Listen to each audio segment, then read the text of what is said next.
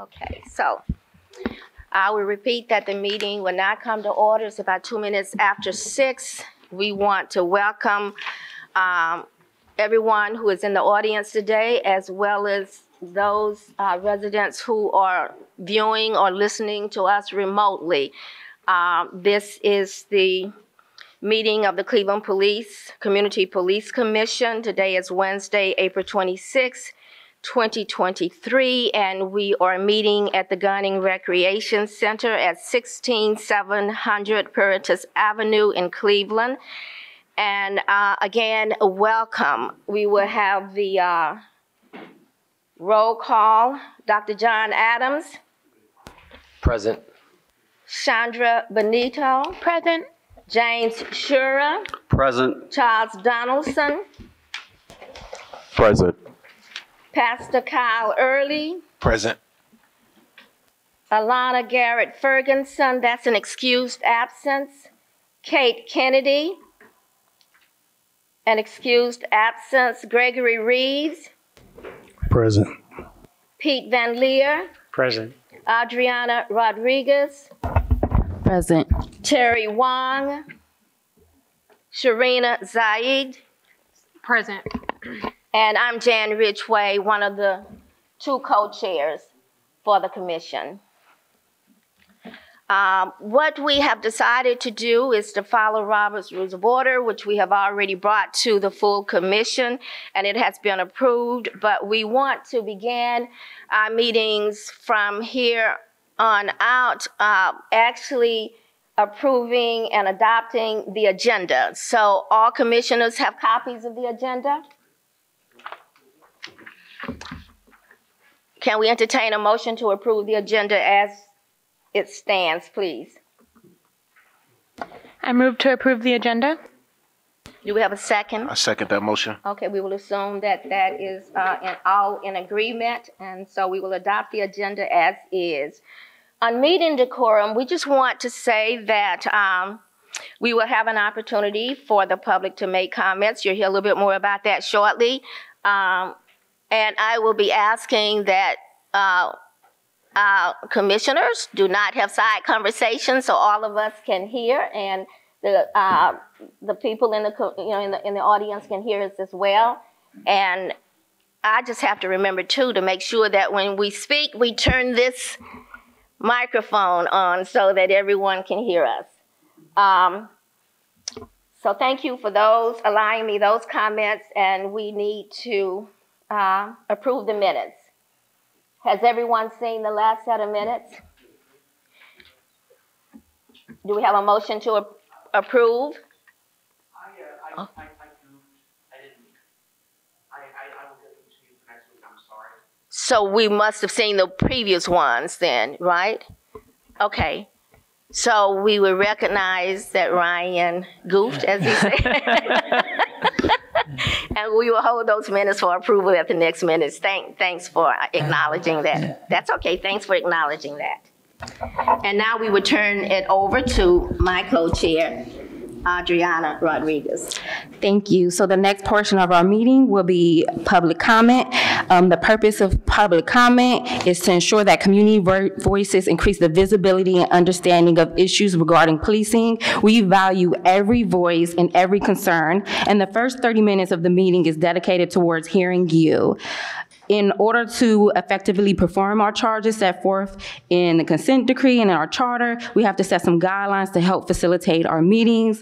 A few include commissioners not responding to comments during this session, but we will take everything that you say into consideration. After the allotted time frame, if a pressing issue arises, any additional comments can be directed to staff, particularly Ms. Williams, who is the community engagement.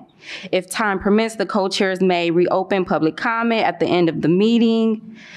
If there's anything that you need further follow-up on, you can email info@cpc.org. At this time, would any members of the community like to stand to this mic? So Commissioner Terry Wong is not here, but she, as the chair of the Rules Committee, she wanted me to read a statement. Right now? Before public comment.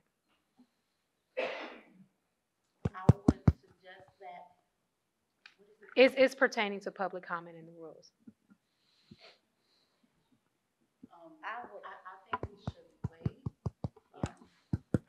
Because we are not aware of what this message is, and we did provide guidelines for public comment. So it's not to override the Rules Committee. To the chair, can I make that comment for her when you give the update, when she gives the updates on the Rules Committee? Okay, thank you. Thank you.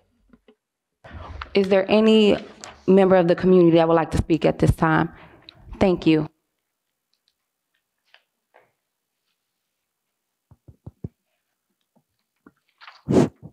Good evening, everybody. My public comments actually is about this guidelines for public comments. I personally attended the last Rules Committee meetings myself. Yes, I did not attend the whole meeting, but the majority part of it, I did. So there was no discussion at that time when I was in the meeting to talk about the guidelines for public comments. So here I see some of the changes made here, not exactly the same as we publicly discussed at the first and the second meeting. And I really think that all the commissioners, please recall what we discussed in the first two meetings. The reason we would like to have the setting that way, because first of all, it's hard for the people to come to the meeting right on time, 6 o'clock. Your position will be different. But public, lots of time having, nowadays, it's not always they can get off at the time people used to be, Monday through Friday, 8 to 4 or 9 to 5. So I would still say that for the people who already knows what they want to say, it's all right for them to say that at the beginning of the meeting. However, I'm glad our meeting has not been boring, has been very productive with lots of discussion and debates. So sometime during the meetings, the people coming late, they may hear something they have a question about or they have a feedback. So I still think that either you move the first public comments to the middle of the time somewhere, or we still should keep the last part towards the end of the meeting be on. In that case, then people will really feel more comfortable that the commissioners are really open-minded and are really open to the public voices. The community, the reason we have a complaint for such a long time, that's because general public could all believe that there's no proper menu for them to raise their voice. So finally, we got a new commissioner with a new settings. I hope we should have all these things. If you want to change the guideline, you should change that in the public meeting as well. In that case, people will know exactly what's going on. Then we show the community what transparency is. Because right now, we all say lots of the entity, it doesn't matter which department of the government we complain, no transparency, no accountability. So maybe we should set an example. Even for the change of the guideline, there should be transparency about it. Thank you. Any other further comment?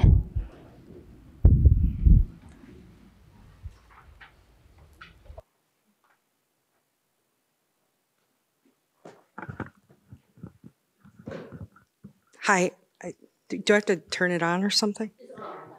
Okay. Well, so might Lou. Okay. My name is Rosie Palfy. I'm a community advocate. And first of all, I want to thank you all. You had a training on Saturday and you let the public ask questions. And so I learned a lot. And I also learned a lot from your questions because they're questions I haven't heard in the 7.5 years I've been involved in police reform. And it really helped put together pieces of the puzzle. Excuse me. So as you know, I've been involved in crisis intervention, serving on the City of Cleveland Mental Health Response Advisory Committee that most people don't know exist. And since we have some union leaders here, I wanted to say that I have always advocated to have the unions involved. The way the police commission was before, recommendations were being made on every policy with the exception of crisis intervention. MRAC has always been in a silo, and I have said in numerous MRAC meetings that, I realize the unions are busy. Our meeting times may not have been convenient for them, but even if they could send us an email with policy recommendations, because officers are being held to account for the recommendations we are making for policies. And also, I became concerned when I watched some Office of Professional Standards presentations to the Civilian Police Review Board, seeing that officers were being suspended for not filling out a crisis intervention stat sheet. Now, it's important to fill that out, but I would think for a first time that should be a written reprimand.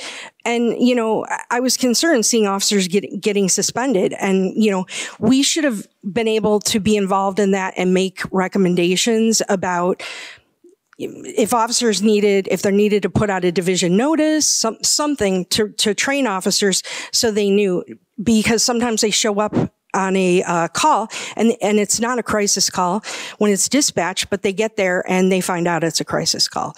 So I just wanted to bring that up. The other thing is, I just want to remind everybody that there was a great meeting today with the safety committee, and I want to praise Councilman Charles Slay for his participation, his questions and comments.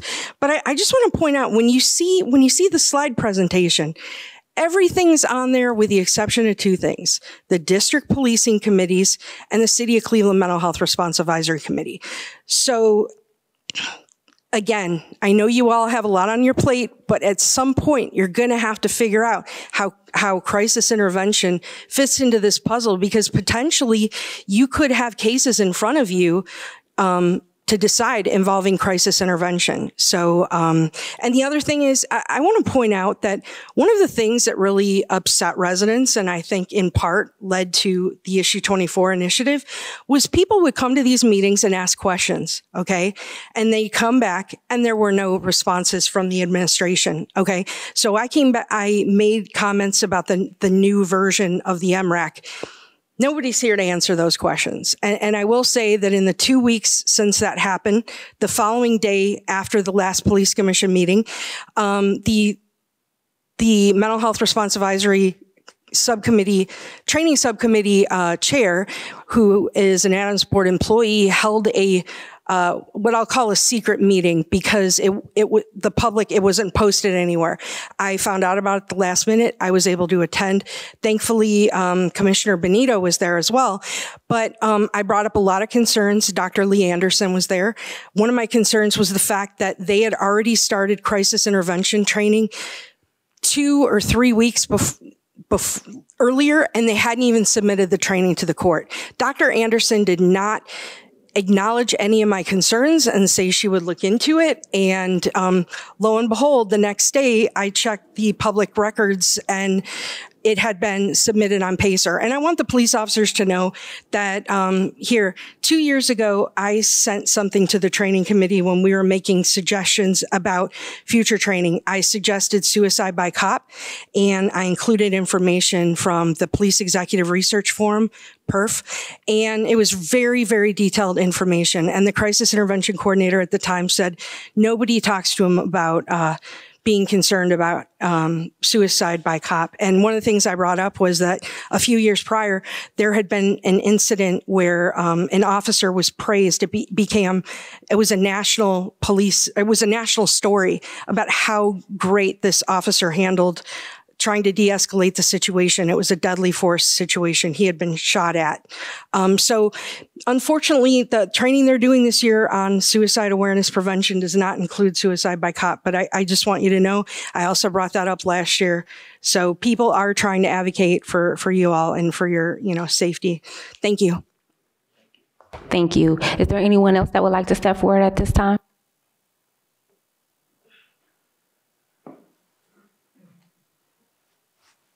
How's everyone?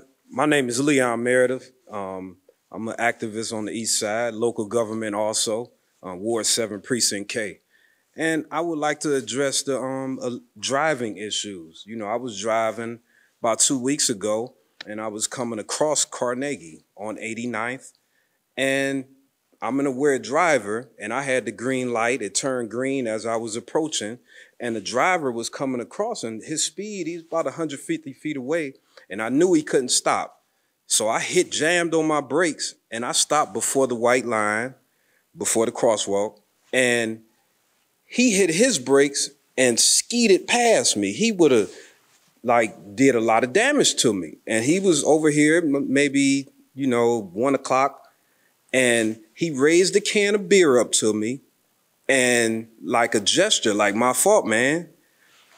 It's so many people that's driving in my community without insurance, reckless, and there's something going to be done about these black tinted windows. This is it's scary, and it's a hazard. I think that something needs to be done about these two things by the police force, and it seems like they're being ignored. Thank you for your time. Thank you. Is there anyone else that would like to come forward?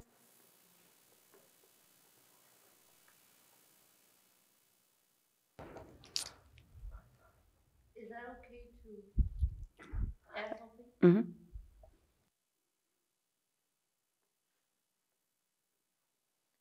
Sorry, Lou again. There's one thing I'm not sure how everybody here or people right now watching are thinking. But this commission is here. That's because we want everybody in the community to be safe. Not just the residents, not just the visitor from out of town, especially our asset, our police officers. Lots of time, people always like to put their fingers to blame somebody else. Of course, it's hard for them to pinpoint whatever, so they all pushed everything to officers. I am a new MRAC member myself, and I have the same question because in the past, I attended MRAC meeting as a community member. I do not understand why all the training or all the policies are set for police officers to do lots of things they have not actually originally meant to do. That actually puts their safety in jeopardy. They put their health, especially mental health, in jeopardy. None of the police force in this country saying to be a police officer, you have to go through 7 years medical school training. So how would you let the officer to understand the person right now they are looking at, this person is because doing things like this, talking like this, behaving like this is because blood sugar extremely low? Or this person is in crisis with the families or loved ones. In this case, not loved anymore. Or there's mental health issue involved. Or this person is actually being threatened by loan shark or whatever possible situation in people's life. Police officers are trained to deal with urgent and deadly situations.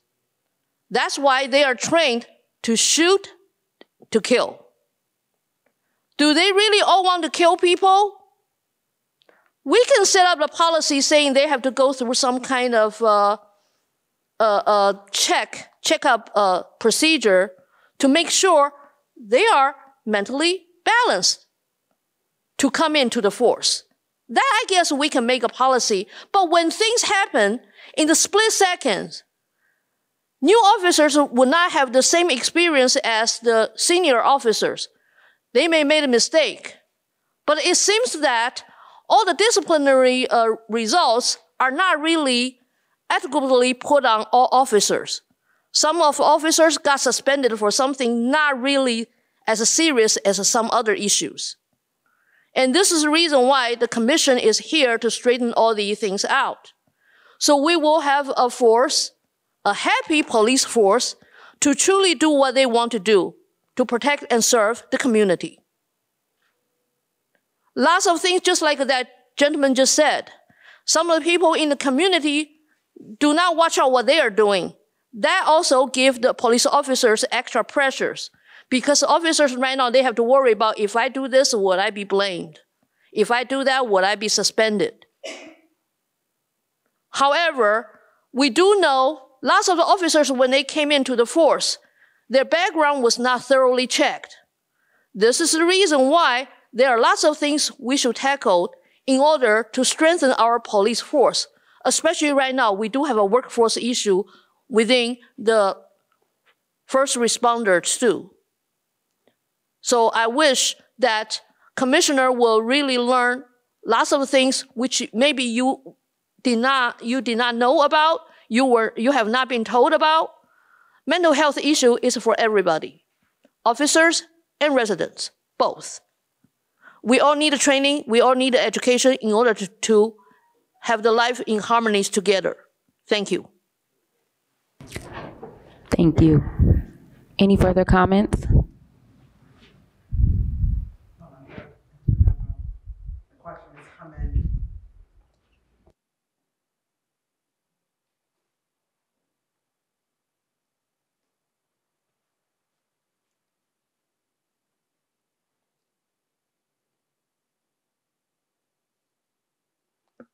Okay, this question is coming by way of Black Lives Matter founder and CEO, Ms. Latanya Goldsby, who is watching via live stream. She wants to know about the update on CPRB coming back before the commission. Or have there been any updates? Michael Hess and other co-chair. Do we know anything about that?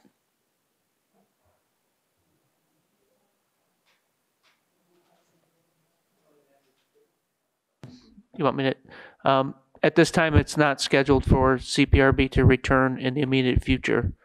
But I do know that they said today that the head of OPS will be here soon, maybe within a week. So once they get settled in, they will appear.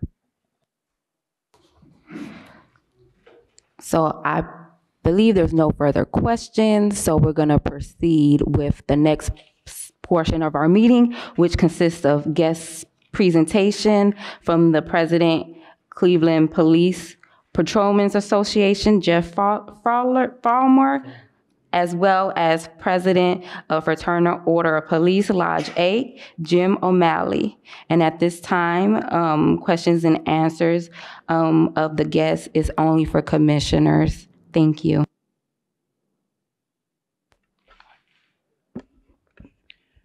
Thank you. Hope everybody can hear me. So my name is Jim O'Malley. I'm a captain with the Cleveland Division of Police. I'll speak on behalf of the FOP first, if that's okay, even though it's kind of out of order. I'm a almost 27-year veteran of the Cleveland Police Department, and I just as a personal note, I've been nothing but proud to be a Cleveland police officer my whole life. I'm actually a fourth-generation Cleveland police officer going back to 1875. So I take being a police officer and everything that goes along with it very serious. Before I get into anything with the FOP, I want to welcome everybody to West Park. I'm a West Park neighbor, a neighborhood resident, councilman. Thank you for being here. Welcome to our great area of this city. So just to give a little bit of background about the Fraternal Order of Police, there might be some questions as to why there's two police unions, police organizations in the city of Cleveland. So I'll touch on that briefly and go a little bit over the differences between the two, and then I'll turn it over to Jeff to maybe add on to that a little bit. So the Fraternal Order of Police as a national organization was founded in 1915 in Pittsburgh. So law enforcement organizations go back that far. They're nothing new. The Cleveland branch of the Fraternal Order of Police was founded in 1934 as Fraternal Order of Police Lodge 8. So essentially we are the 8th lodge in the nation, if you will, dealing with labor issues related to the police.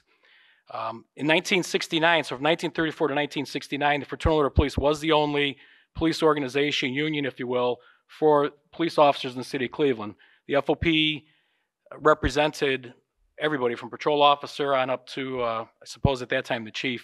In 1969, there was a vote held by the patrol officers to break away and form the CPPA, which is where the CPPA comes in. So currently, the Fraternal Order of Police Lodge 8 that I represent We represent the sergeants, lieutenants, captains, and commanders, with the exception of, I think, 2 commanders within our organization. I need to back up. I'm also represented by Captain Dan Bernath, who's my vice president, who's in the audience here as well. He'll tell me tomorrow if I don't acknowledge him today. So I have witnesses that he's acknowledged. That's who we represent in the Fraternal Order of Police. So our focus is the supervisory aspect of it. A big part of what came about with issue 24, from my study of it, is that there was a question of accountability and the supervision of police officers. So obviously it's important that we have supervisors on the street with our officers every day, making sure they're doing the right things, making sure that they are following the rules. If there's questions, looking up. To err is human, people make mistakes. It's obviously something we all live with. But when things go awry, when issues come up, when discipline comes around, our responsibility, or part of our responsibility within the Fraternal Order of Police, is to represent the officers. And the representation is not to get them out of trouble. Officers know when they make mistakes, they take accountability for their mistakes. I think if you look back through a number of the disciplines that I personally have witnessed, the supervisors do take accountability. They admit when they make fault. There may be a disagreement in the interpretation of the policy. You know, I thought this, the city thinks that. But ultimately, they do say, okay, I did not have my camera on, or what it might be, but here's why, and they offer an explanation. So it's important that everybody understands that the union's job is not to get people out of trouble. And it seems like that's kind of across the board, everybody thinks that of police organizations. It's to ensure, we are to ensure, not just us, but also with the help of attorneys, because we do have attorneys on staff that we contract with, but to ensure that the contract that is negotiated between the City of Cleveland and the Fraternal Order of Police, and the rights that are built up, going back to, you know, collective bargaining in Ohio is, I think, around 1984, 1985 is when it came in. So our contract that we work off of basically has its foundation then. So we're talking almost, 40 years of a contract that has been built and developed and morphed through the years.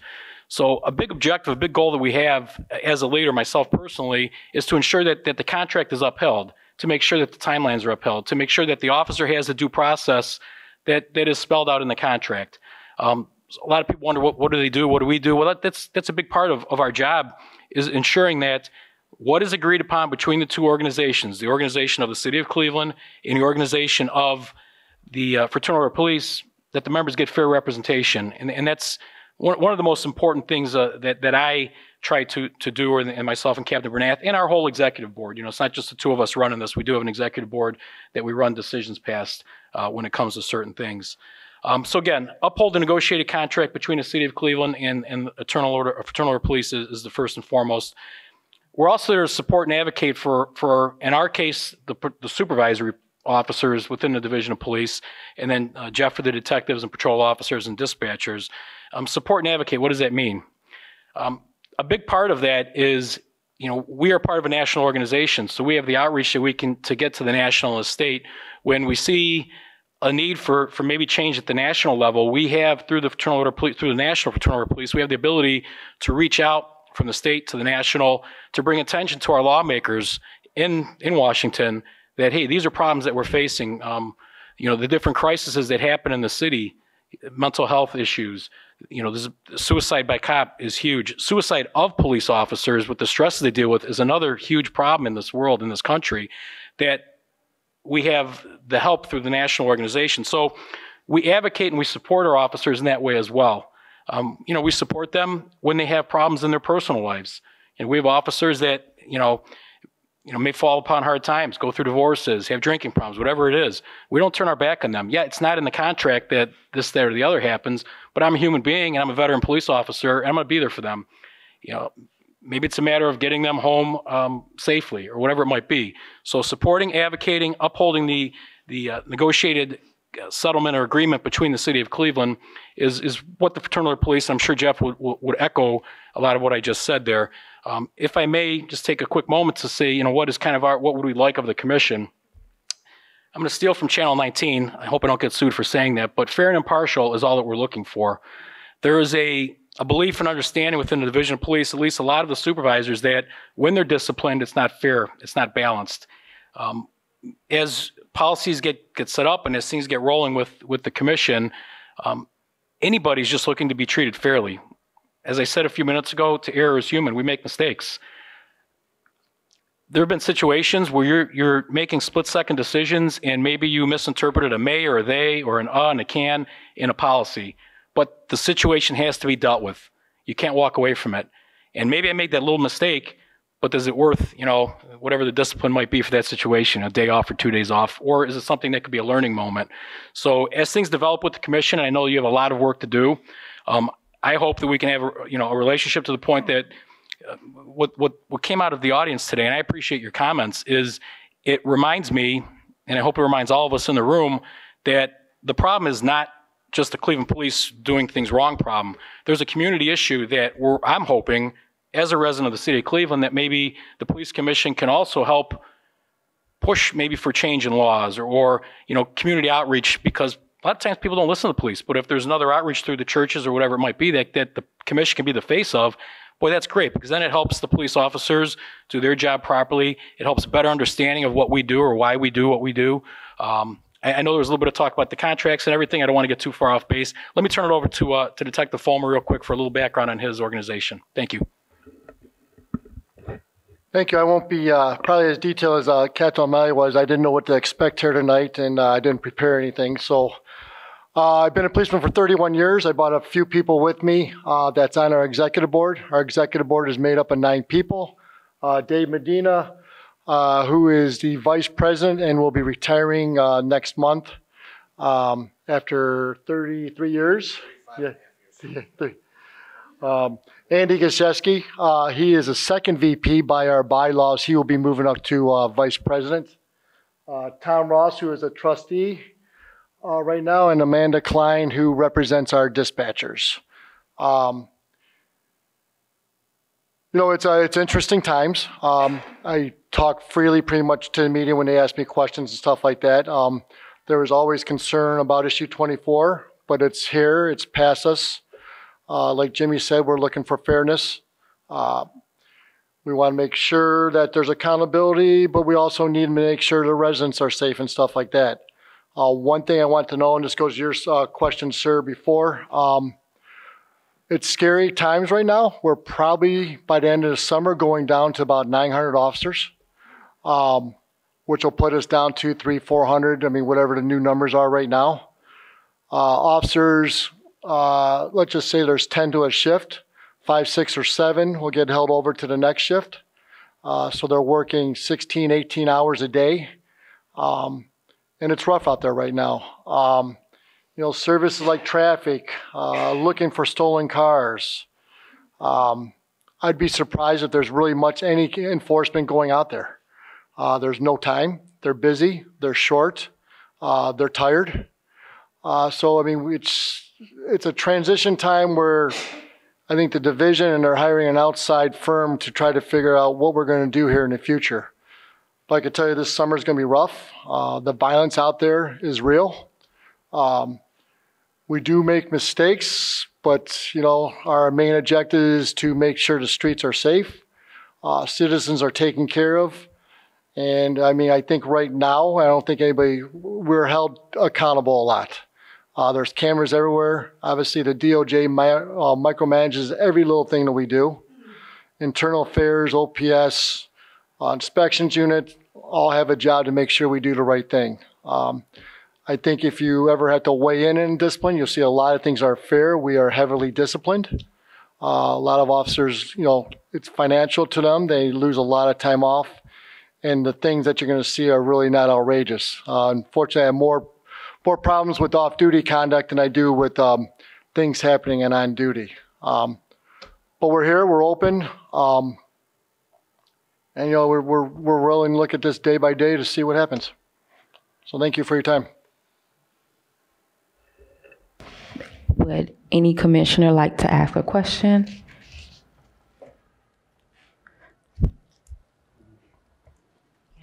Chair Ridgway. Thank you for your comments, both of you.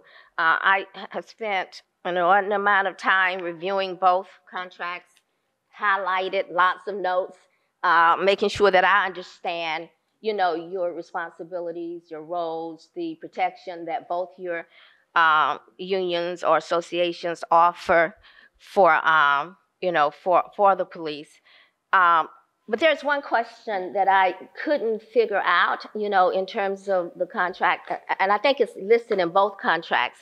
So if an officer retires and then comes back after a period of time, let's say 3 months later or whatever, does that officer cash out his benefits when he retires? Or then when he comes back, he doesn't just pick up where he left off and those benefits continue to accrue? I didn't quite understand. I mean, there were statements in both contracts about retirement, but it didn't say anything about if that officer turns around and comes back within a couple of weeks. Not retirement, resignations. I'm sorry. Go ahead. They do cash out. They do go to another, if they go to another city, they come back. I believe it's a Civil Service Commission through recommendations of the Safety Director in Chief that can bring them back. If they come back, they lose all seniority, but they also come back, if they had 5 years on, they come back at the pay rate of 5 years, or as a 5-year police officer. So they do cash out, to answer your question, because they did officially resign. Commissioner Weaves. First of all, I want to thank you both for being here today. Mine is more of a comment than a question, but when you mentioned you want fairness, I've talked to a lot of retired police that I know, and they were totally against this commission. They felt like it was overkill, and I get it. But the problem was the community hasn't and doesn't right now trust the police. So we're not here to get you. We want to work with you to be that bridge between the police and the community. We want to, like the young man over there was talking about, we want to talk about those things too, not just trying to, because unfortunately your mistakes are not glorified, that's not the word I want to use, but your mistakes are magnified through the media. Any mistake you make is, and that's all the community sees. So we want to understand and work with you all so we can kind of let them know, like, hey, this stuff that the community doesn't know that you all know about certain cases. And we just want to be able to be that bridge so we can all work together and make this city safer. And real quick, I would totally agree with what you're saying. And I would ask the commission, if something does come up, that you call on us to have a conversation. Let us voice what we know, because we usually know the supervisors or the officers firsthand what they were thinking. A lot of these things, they don't let the investigations go out. They form an opinion, and all of a sudden, let's get them, that's discipline, stuff like that. Our numbers are easy. We can give everybody our numbers and have a conversation with us so we can give you the other side, what the other side is thinking, instead of the public perception or what the media is putting out there.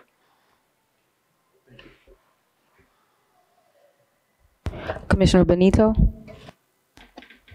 I want to echo what Commissioner Reeves said. Thank you for coming. And, I think I believe that I speak for everyone on the commission that we do want to have a relationship with both the organizations, and, look forward to seeing what the common ground is that we have, and common goals that we might have that will advance the safety of and the health of your officers and also of the community. I kind of wanted to ask a question about, you both talked about, your desire for fairness and impartiality. I would love to hear from you. I think there are going to be times where we might not agree on the outcome, right? And sometimes when people look at fairness and impartiality, they're looking at the outcome, right? But I recognize that there are going to be times that probably us as an organization and you as an organization might not agree on the outcome. But what would signify to you that you're seeing fairness and impartiality from us? Because I know that that's a real concern that we have as a commission also. We want to make sure that we are being fair and impartial, and we want to build that trust with the Division of Police and the officers. And we also want to protect the officers as well. So I would just love to know what would that look like for you guys that you see from us. Thank you. I could just speak kind of on my own or for myself. Because I represent an organization, but I'm one person. I'm one veteran police officer versus, the whole crew. I personally would look for, and I'm sure that everybody they do represent would like to see fairness in the process. In other words, due process, not missing steps, allowing the proper timeframes that we have that are negotiated on by the city, through whatever grievance process it might be, or through arbitration, or whatever the end result might be.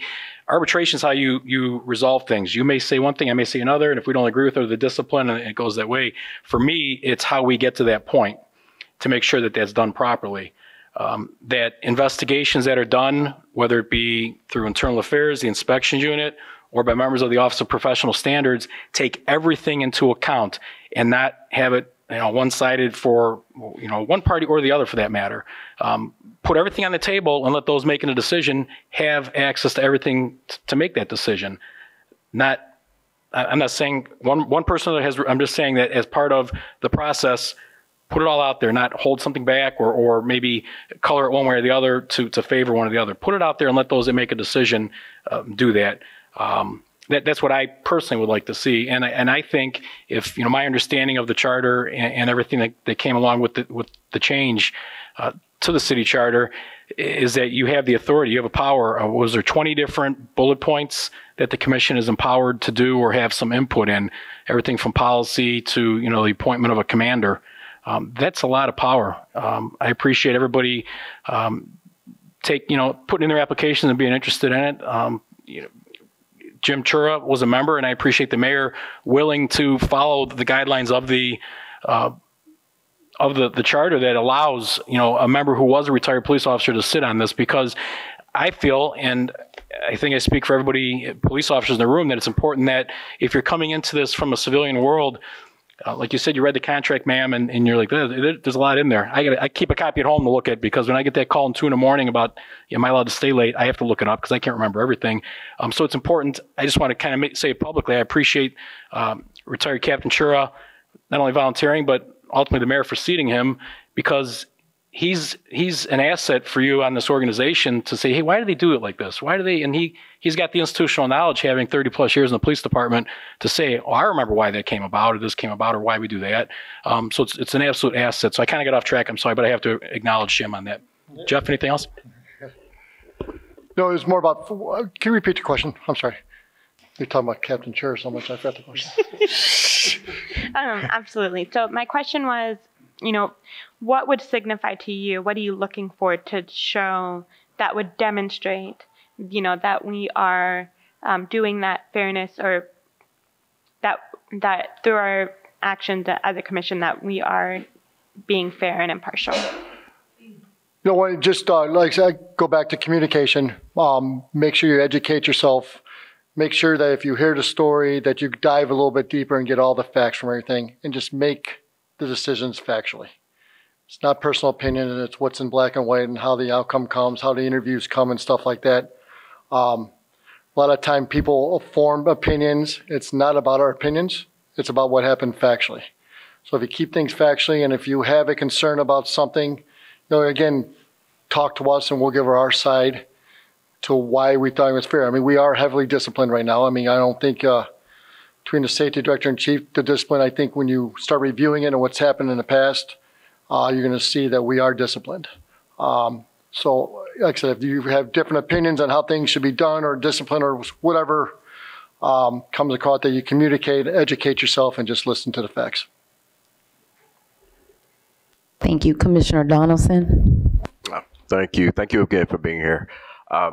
Can you talk to us about the process of the CBA and how that works as far as updates and changes? Because when I was reading through one of them, I did notice that it's effective through March of 2025. So I'm just wondering, once we get closer to that date, what's going to happen and how that process will look, and then also who will be involved in, the process of updating the new CBA. Sure.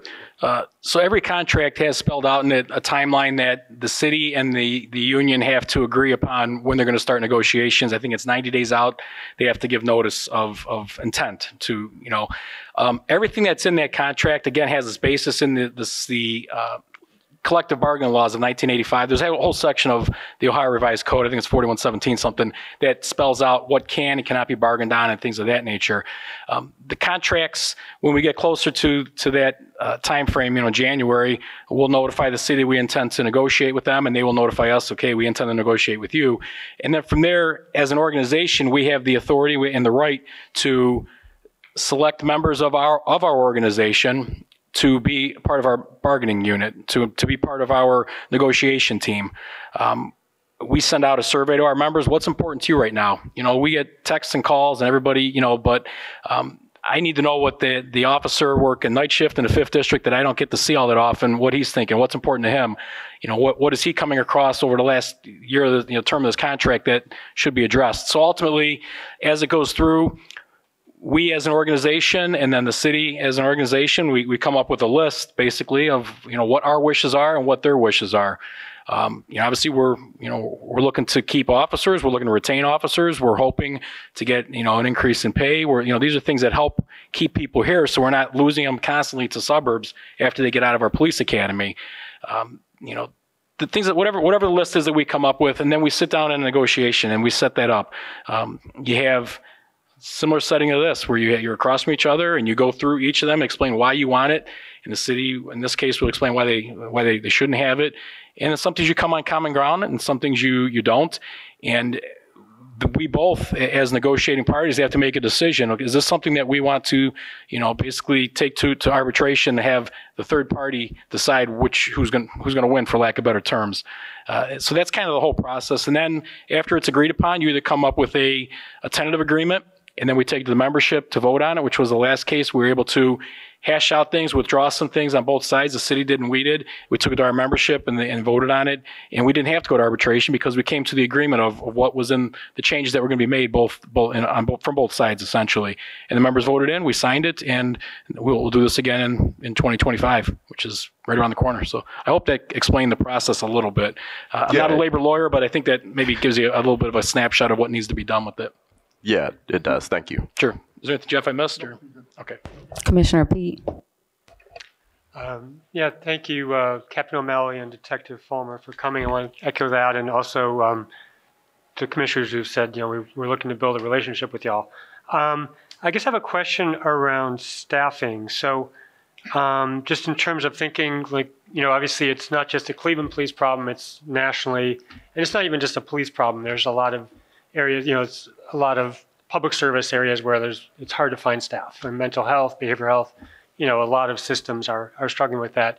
So I'm curious to know, and I'm looking back at a report from a couple of years ago where Cleveland was actually at the top, pretty near the top of the list of larger cities, over 250,000 in terms of officer to resident ratios. So it seemed like it was a relatively large department for a city the size of Cleveland. So I'm wondering, in that context, what are the solutions you see? Like, how would you ensure adequate staff along the police? What would the things you would do? Would that include trying to, there's a lot of talk that I have been working on around, doing non-police response for certain kinds of issues, what are the things you think would draw people in to be police officers in Cleveland? I know there's salary issues with the suburbs and all that, but I'd just like to hear what your positive here's how we might address that issue. I think there's probably a litany as to why people don't want to be police officers now. Everything from it just doesn't interest some people to the money to whoever it might be.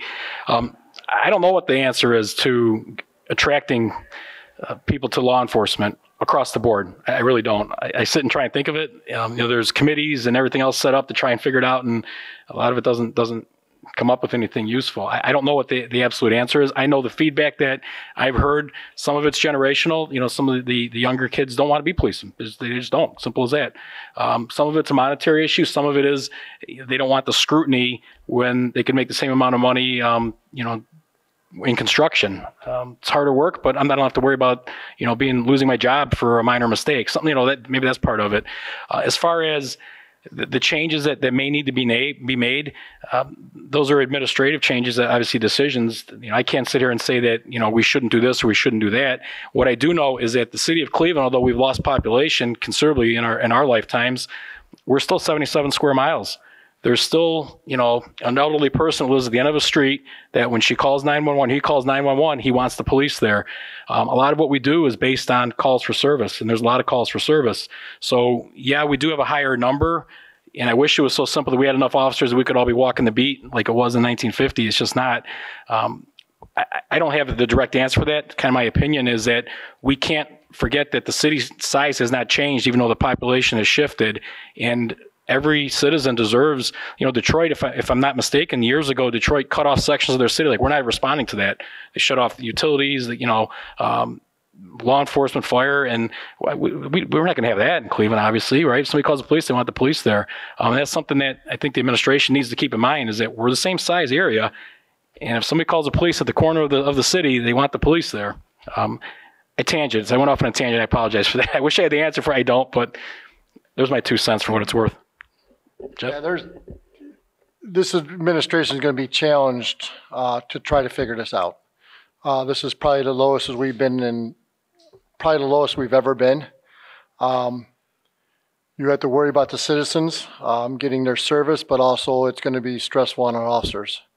So there's going to be some challenging work, and it's getting nice and it gets busier. So, like Jimmy said, I'm not sure what the answers are, but they are putting committees together and trying to figure out these things, because we're going to be at a scary level.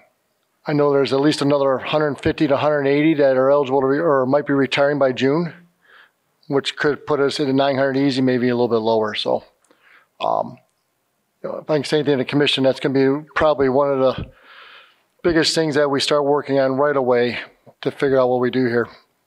But they're going to be faced with a lot of challenges, the administration. Any other questions? And then I'll go after you. Okay, so first I want to say thank you for being here. Wow, down to 900 in the summer. I'm not looking forward to that. And I do think that we definitely need to figure out a way to pay our officers more. I'm going to ask a question on behalf of a commissioner that couldn't be here today. She wanted me to she texted this in and wanted me to ask you guys. It's Terry Wong. So she wrote, it may not be widely known that the powers given to the commission through issue 24 only allows the commission to increase discipline against officers, except in incidents of whistleblowing and retaliation. Could you please comment from the union's perspective as to how prevalent whistleblowing and retaliation are among the Cleveland police force, considering that these are two powerful mechanisms to shift police culture for the better? Have you guys ever defended cases against whistleblowing or retaliation, and can you give any examples of any cases if you have? I don't know if I personally sat in on any interviews with officers that didn't. Well, here's a better way to put it. We've had officers, supervisors, held accountable for not calling for certain things. They didn't call because of a witness use of force or a potential witness use of force or things like that. As far as the level of retaliation, in other words, are officers afraid of being disciplined or not disciplined, afraid of retaliation? I think that there's enough steps in place that nobody should be afraid if there's a problem to go forward.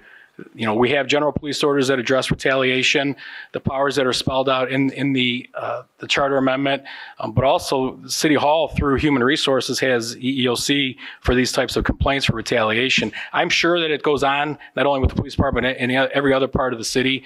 I don't know that the only thing I'm kind of familiar with is if somebody didn't do something, and then trust me, they're held accountable for it. Any examples, Jeff, you can think of? No, I have no example, but it does go through Human Resources. They do investigate it and then make their findings to the chief. So. Okay, there's one follow-up question that she wanted me to ask.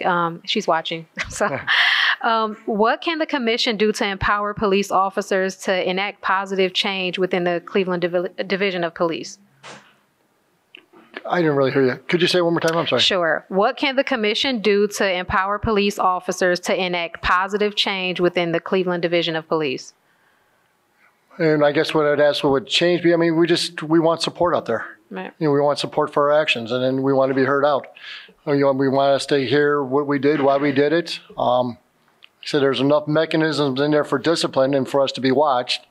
But we also, you know, support these guys. Like I said, I'm repeating myself, but they're working 16, 18 hours a day. They're tired, so probably need a support mechanism. And I think I would just add, if I may, that, you know, a big part of it has to do with community outreach, which is another focus of the consent decree, not so much the police commission, but the consent decree. The only way we're going to have proper community outreach is staff. And until we solve the staffing problem, it's going to be kind of an endless summer of 900 officers going from run to run to run, but they're not going to have the opportunities to get out of the car and speak with the store owners as much as they want to or as that they should. So I hope that sheds a little bit of light on her question. I agree with what you said. Thank you very much. Thank you. Thank you. So I'm going to ask a question. I'm glad that you came to the meeting and stated that you were open to working with us, especially prior, because we saw various news articles about as soon as we make a decision that you're going to take us to court, as well as receiving an article from Aisha Hardway about just the history of unions interfering with possible reform. So my question one to you is, how do you believe that the police union will work in efforts to ensure that we're working collaboratively and ensuring that it's just not statements in the meeting, but just possible suggestions and ideas. And as well, it is my hope if the union does create a barrier that we think of innovative solutions, such as addressing the contract or pursuing ideas of a more progressive union, such as we did with the monitors and having various unions compete for city bids.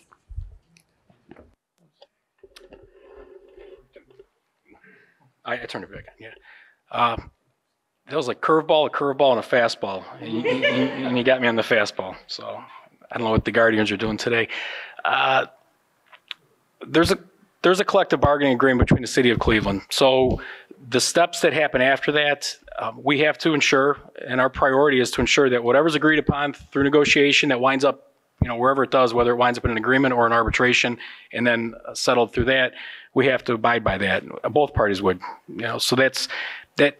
The processes that might be coming, I think it would be unfair to speak about that because, you know, we don't know what they are yet. I mean, so if that answers part of one of your questions, I think that was the fastball. Give me the curveball again.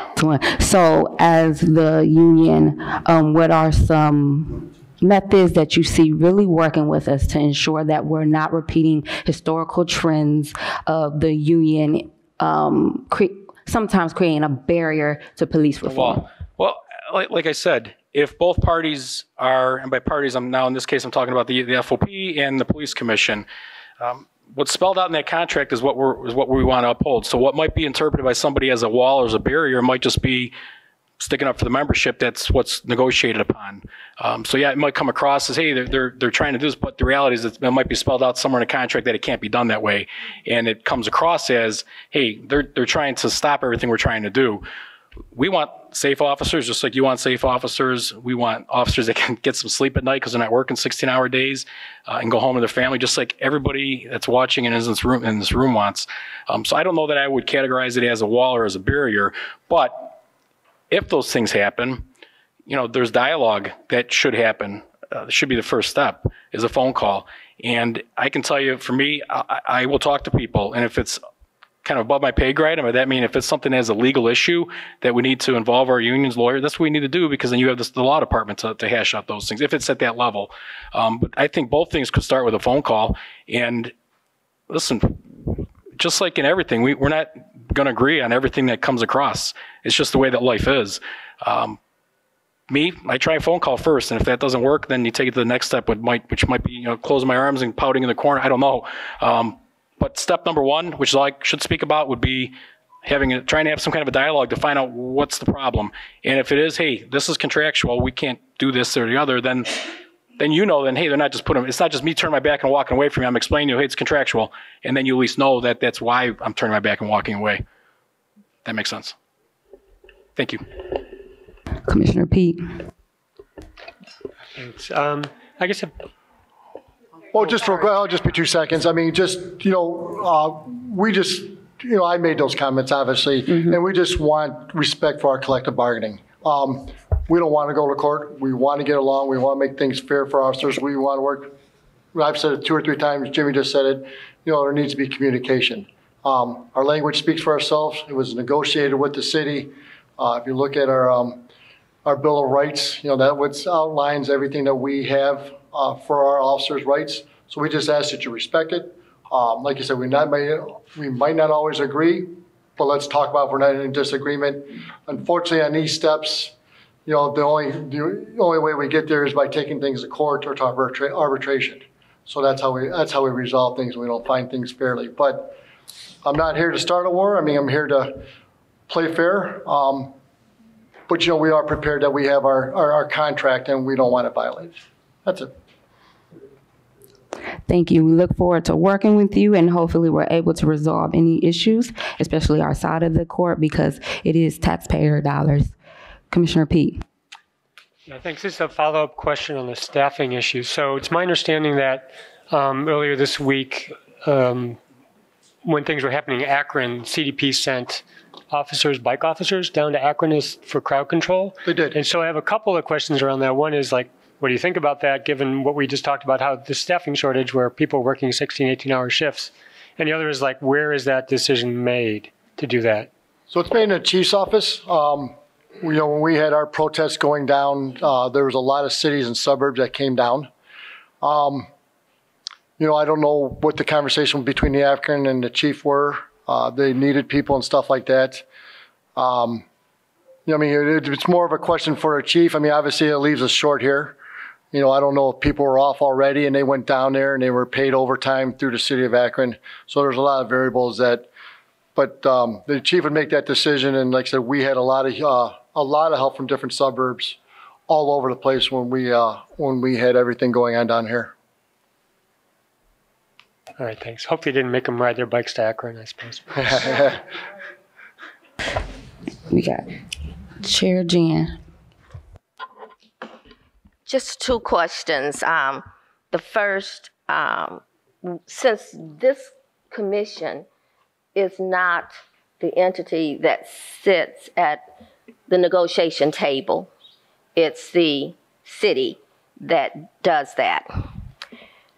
And I have been fortunate enough to actually been in arbitration and mediation training with policemen in other places where I have worked. Do you think it would be beneficial that there is some kind of training that would bring the police and the commission together to look at mediation, to look at arbitration, to see if there are ways that we could prevent problems? Because we're not the ones who sit at the table, during negotiations. But I know that in previous jobs that I've been in, it was actually beneficial to sit with police, with trained consultants coming in and working us through an arbitration or a mediation process. So that's one question. I think any training is good. If you look at our training that the Division of Police goes through, officers are constantly being trained. So for me, any training that makes me a better police officer or union official or commissioner, in your case, can't be bad. I don't know how that plays into the kind of the legal component of a negotiation. There's a process in place already, and some of that is guided by state law. So I don't know about working things out. Right now we have a grievance process and arbitration process to resolve that. And if that doesn't work, you have the common police court for that. Outside of resolving a specific problem through those channels, to me, any training is I think reasonable. It's, whether we can all get on the same page to do it at a certain time, I think. But there's already avenues to fix that. I don't know. Maybe I'm misunderstanding your question. Like, trying to resolve things without the arbitration or the those processes are already established that I don't think we can deviate from.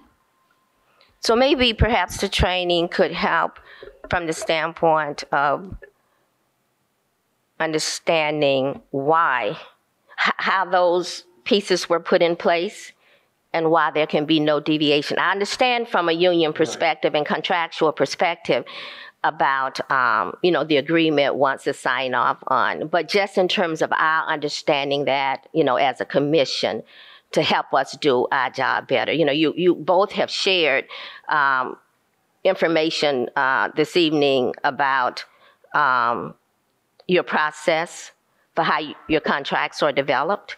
And I think we are still learning all of this. And so that's why I raised that question, whether you thought some kind of mediation or arbitration training would be beneficial.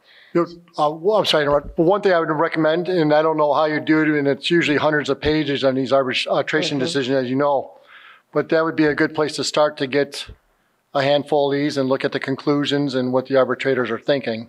As we prepare to go to arbitration and things like that, we have to, plan for these things too. I think it would be good for the commission to see some of these arbitration decisions. We have a bunch of them. I mean, it's hundreds of pages. I mean, we could find some and give you some and stuff like that if you wanted, but I think it's beneficial to see how arbitrators are ruling and what facts are ruling on. A lot of stuff goes by the, what has happened in the past. Thank you both. The last question is also a comment first. We had a very informative, I think, training on Saturday, 8 hours training. I'm trying to remember whether any of your officers were there. Yeah, I see. And it was very good for us, and I hope that it was as beneficial for you. But one of the issues that came up that we spent some time talking about was the whole CPOP issue. And I think the reason I'm bringing it up tonight, because I've heard some comments made about how we, not necessarily just on your part, but also on some of the commissioners' part, about improving relations between the community and police. Also about whether there are people within our community who might be interested, in applying for the police academy. I hear all of this, and then I wonder if there is a process through the kind of interactions that police will have with community, definitely through the CPOP process that's in place, that could help both the community and the police to begin to talk to each other, to begin to work together, to begin to lessen some of that tension that exists within our community. But on the same page, that kind of beginning at the very basic level could even help maybe the community understand the need for new police officers and maybe encourage some of our own residents to apply with positive interactions that happen before any crisis situation occurs.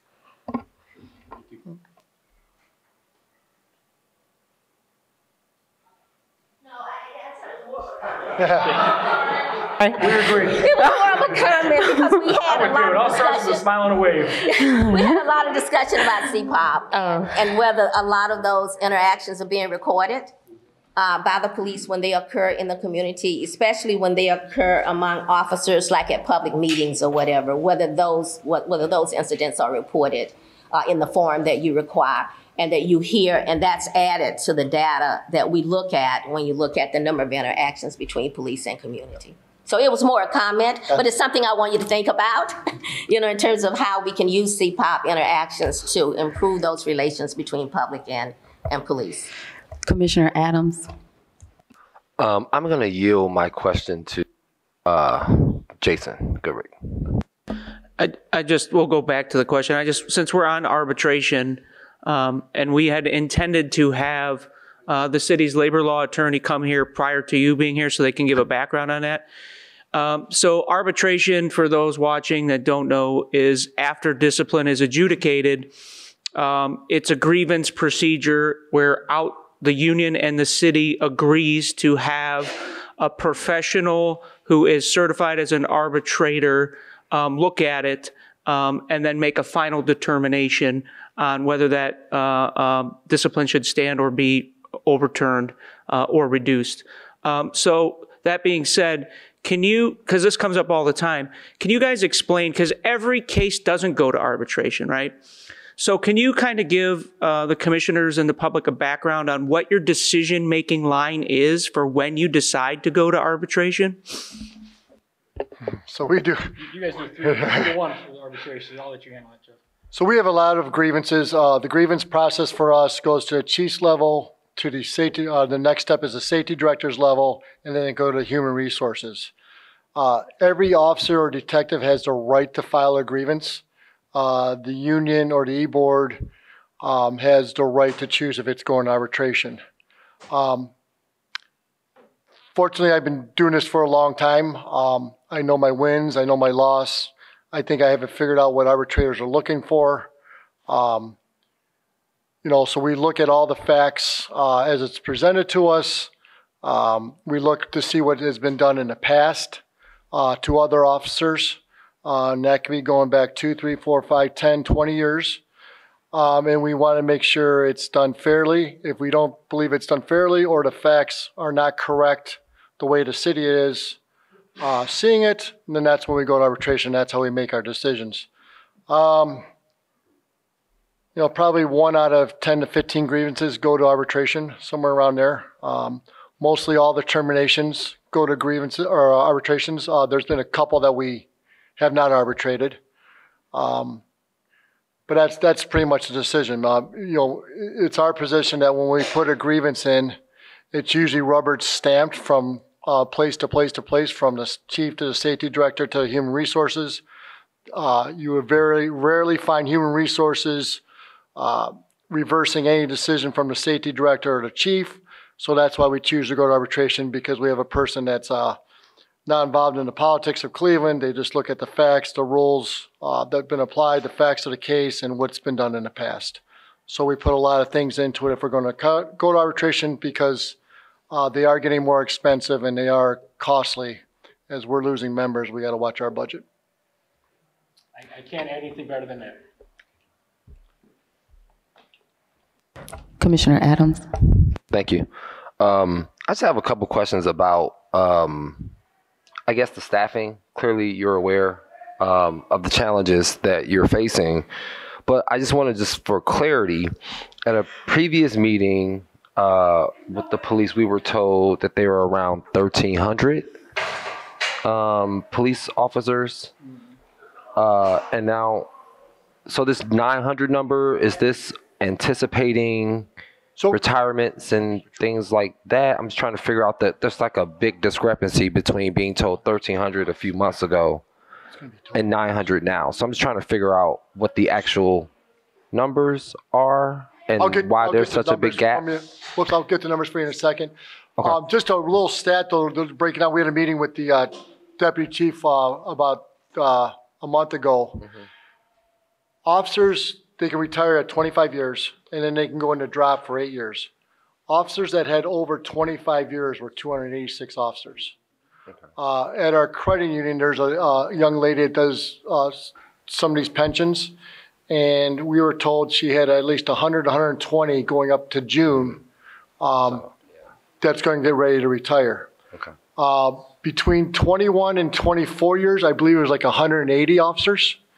And then between 17 and 20 years, there's actually no officers because there was nobody hired really during the COVID times. Mm-hmm.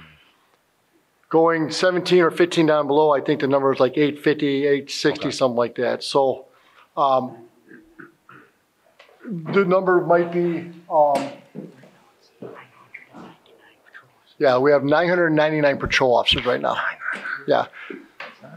And like I said, more and more retiring. I mean, obviously, we just got a raise in April. A lot of officers left after they got that percentage raise.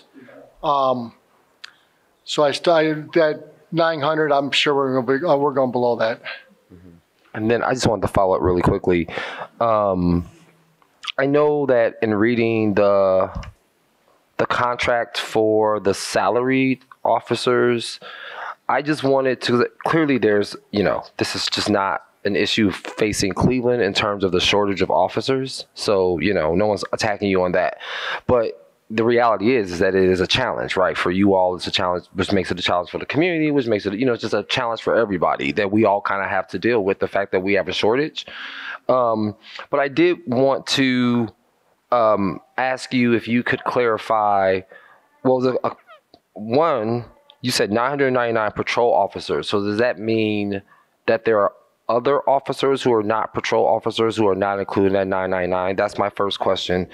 And then my follow-up is, I wanted to know if you could talk about these, the transferring system that is written in the contract with the salaried employees. I just want to make sure I'm clear about it.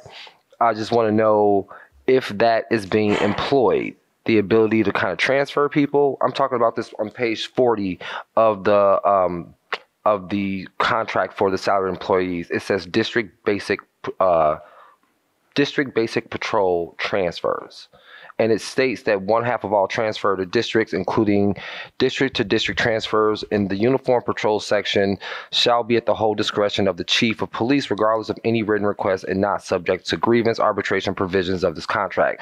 So I guess the question that I'm getting at is this transfer thing that the authority that's written here, and if I'm incorrect, please correct me, is that something that's either already happening, or is that something that is being considered, seeming that, as we're looking at the fact that there's a shortage of people who could be on the street? So I just wanted to know if there's anything happening with the transfer authority that is written in your contract. So I can maybe clarify both of those. One of them more on behalf of this of Jeff, but the 999 number that Jeff cited, the 900 that we believe we're going to be at, is patrol officers. On top of that, you do have your supervisors, the 213, 57 lieutenants, 18 captains. That may not be, that's not in the 900 number that you have. So total, but as far as who's responding for calls, that's where we're really going to be short.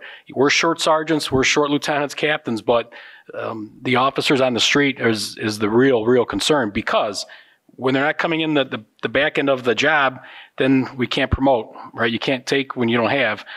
So that builds up a whole nother problem. So us being two different organizations, those are two different issues that we have to deal with internally. So that might clarify the numbers, or part of the numbers question for you. The transfers, that's strictly when the chief's office decides that it's time to shift people around, the interdistrict transfers. There was a portion of my career I worked in field operations, and we would regularly, every 6 months or so, the deputy chief would have us do an analysis. I hate using that word, but that's used a lot in the police department. Analysis of staffing.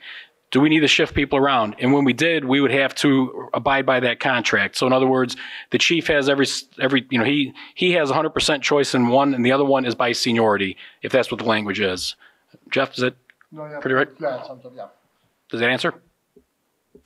It explains, but I want to know if transfers are happening. That's completely up. That's the chief's management right as to when he or she decides that it's time to shuffle people around. Because it seems like you guys are speaking about an emergency, so it would feel like it would, that's not transferring people into the police department. That's taking somebody from the 5th district to the 1st district, or the 2nd district, or 3rd district. It's within the division, the transfers. So if somebody looks at it, let's say a lieutenant, a staffing lieutenant in field ops looks at it and says, hey, we are way too heavy in this district than the other one. Maybe it's time to shuffle the deck a little bit. That's how it's done. They have to abide by that contract. So it's not transferring people in. It's what do we have within here? And then do we need to balance the ship sometime? And that decision is made at the chief's level as to when to do that. Okay, so we could call and say, Chief, we need people shifted, but they're not going to necessarily do it. I feel like it just seems like an emergency. So if I were a person who had the authority, I would want more people on the streets, just considering that.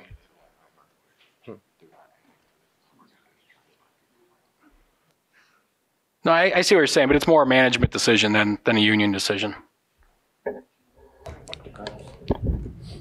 And remember, there's just more services than just on the streets. you have detectives to follow up to get the cases into court. You have traffic units doing all these events downtown. I mean, there's just, everybody's short. There's a sex crimes, there's a homicide unit, there's a domestic violence. So in theory, yes, hey, we're short in patrol, we need to get everybody out, but all these other jobs are just important because they are all overloaded with cases and there's just nowhere to pull from. I mean, these units, we talk about patrol all the time, but they're 20, 30, 40 cases behind already. And they're trying to stay above water, getting the cases to court to prosecute people that are, getting arrested. So we talk about patrol, but the bureaus and everybody else that are doing all these cases, they're just as swamped and they're getting killed just like everybody else.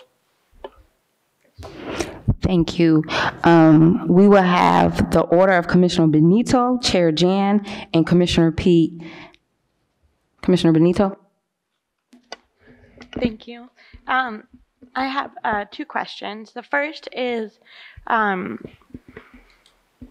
I think you can speak to this from your organization or also just about police unions in general, is I think that we can all see that there's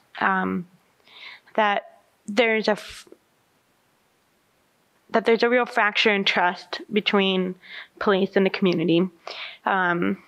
Maybe not across the board, but especially in communities that have been marginalized. And I'm curious to hear from your perspective, do you think that there's anything that police unions could have done better to build that bridge between police and the community? And what do you think the role of police unions is, or, and especially in your organizations, is to build that bridge and to improve things?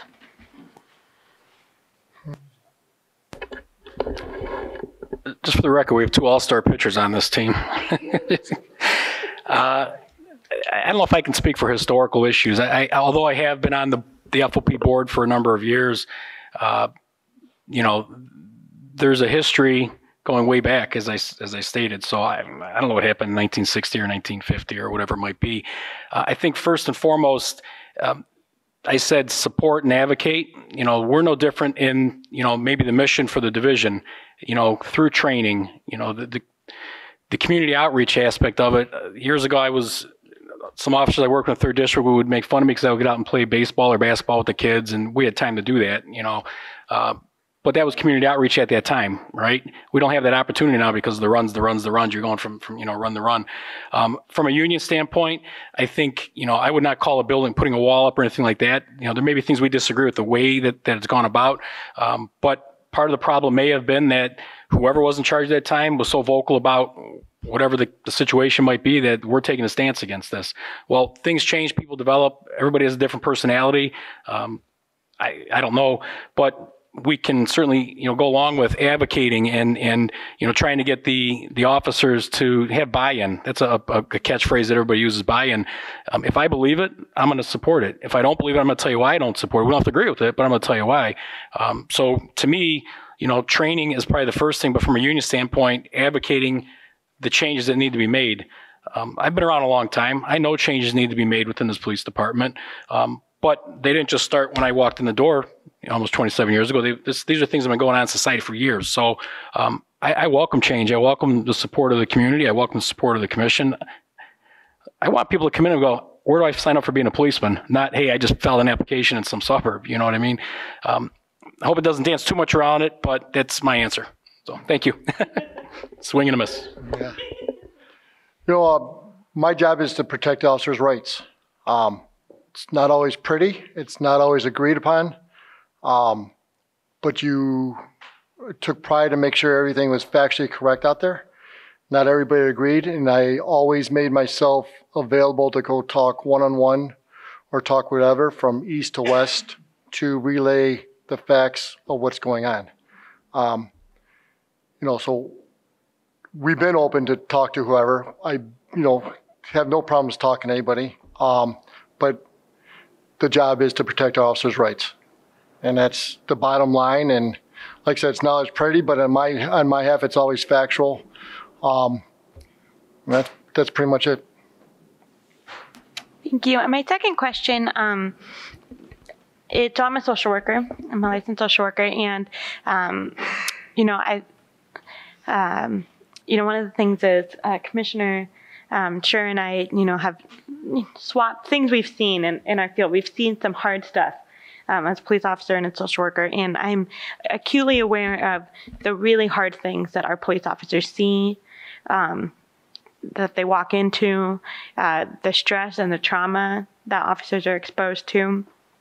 And that's one of, my goals as a commissioner is really looking at how do we create a division that helps mitigate the impact of that trauma? Because, not only is it harmful to the police officers, but it makes it harder to, have constitutional and bias-free policing if officers are reacting from a place of trauma and escalation. One of the things that I've been thinking about when you're talking about officers having these 16, 18-hour days, and as we're dealing with the staffing levels, is that is a lot of trauma exposure. And when you're increasing those hours, right, it just compounds the type of trauma exposure that you're seeing. I would love to hear from you what your thoughts on what we can do. And I guess I'm doing the royal we of the city, of the commission, of what you see the needs are to, obviously improving staffing will reduce some of that, right? And so I think we've all talked about that, but with the current situation we have, what do you think are things that you would like to see in order to help protect the mental health of our officers, to help mitigate the very real trauma and stress that they experience in their jobs? I think if everybody, I don't know if you've met our employees assistance unit, but they are actually amazing. They do a great job. One thing I would ask, as you do this and you go through this, instead of discipline all the time, if there's early signs that an officer has something going on, to try to figure an alternative way to help them, stuff like that. Sometimes these early signs are ignored and just go right into discipline. So on our behalf, we'd more like to see, hey, what can we do with this officer? Right now, he's getting himself in a little bit of trouble. He's been doing 10, 15, 20 years in the 4th District, 2nd District, on nights, working 16, 20 hours a day. Is there a break system that we can do for him? So hopefully there would be something that can be figured out, that we recognize a problem and figure out an alternative solution instead of discipline. I mirror what Jeff said. The employee assistance unit that the Cleveland Police have is an outstanding unit. They could use more officers. I don't know what training they've received to get to where they're at, but I know that there's veterans in there that help veterans, and there's, they even have a canine that's just like a support canine that they're able to take out and help. So, consistently supporting, those types of units within a division. The mental health doctor, Dr. Franklin, correct? Right, Dr. Franklin, that's always there and available for our officers. These are additional, but I don't know, does she need support? Is she overwhelmed that maybe the division needs to think about taking on an additional stress counselor? And I'm sure the employee assistance unit would welcome additional officers if we had them to give. But they're probably our biggest asset when it comes to the stress and the dealing. And again, going back to, the union's job, what is it? Part of it is, like I said at the very beginning, the supporting and advocating for our members. And supporting might be talking to somebody who's having a rough marriage. I'm not a marriage counselor, but I can maybe help that person get in touch with the right people that they need to talk to, or she needs to talk to. So I hope that answers. Thank you. Thank you. So we have Chair Ridgway, and then Commissioner Pete will give the final question.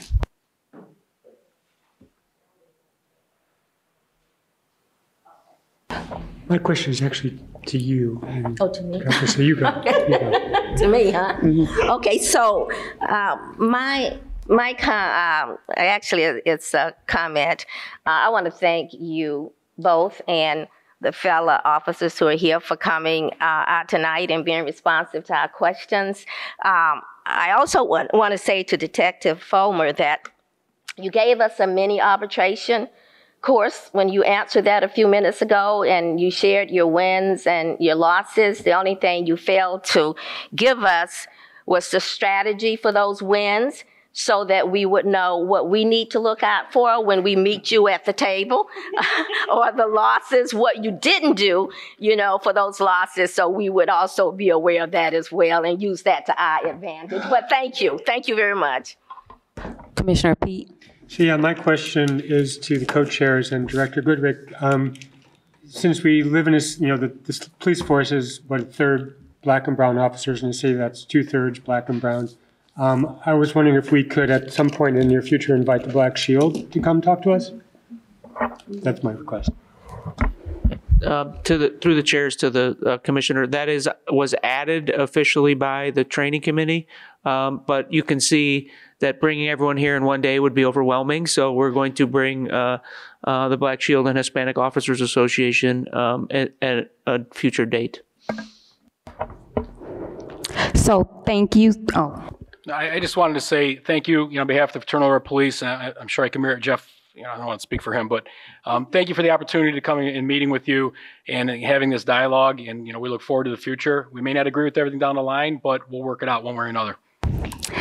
Thank you. I believe your attendance is a true testament to your dedication to approve the conditions of the police department to ensure constitutional policing that is fair for officers and residents to create a safer Cleveland. So the next portion of the meeting is reports. The first report would be the Executive Director report by Mr. Goodrich.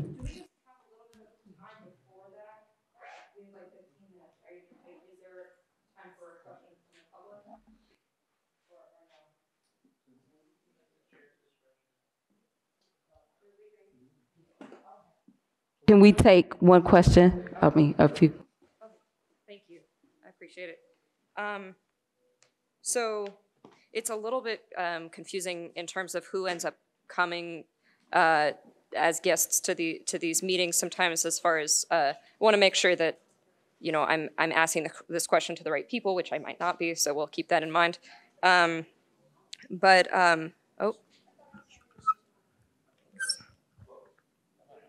Testing. Okay. All right.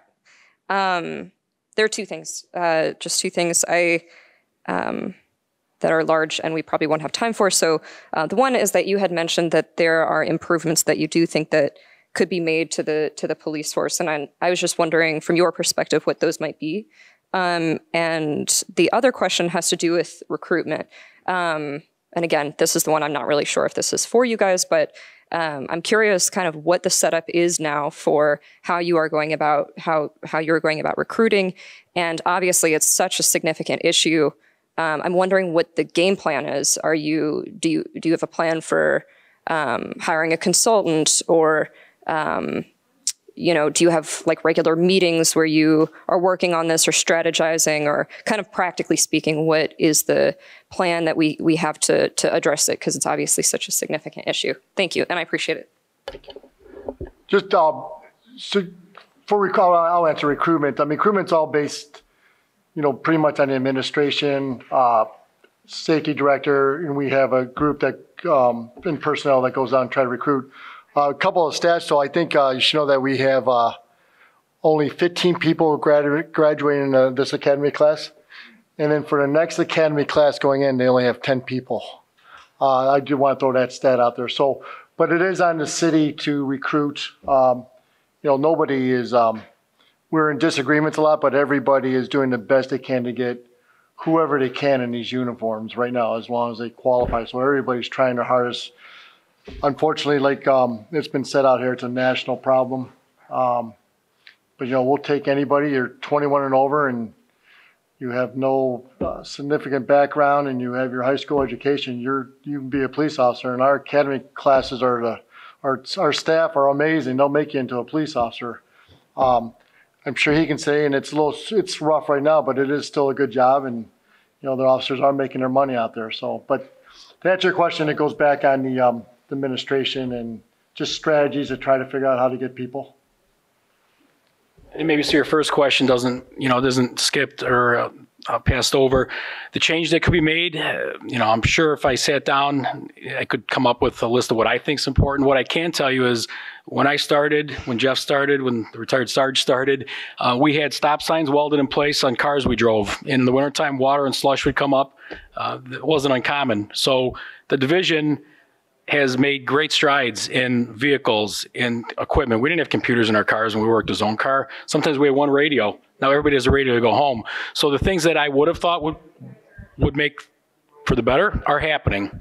We need to make sure that the city continues to do that. That's another way that they're supporting our officers, and we need to ensure that they're doing that, are those positive changes.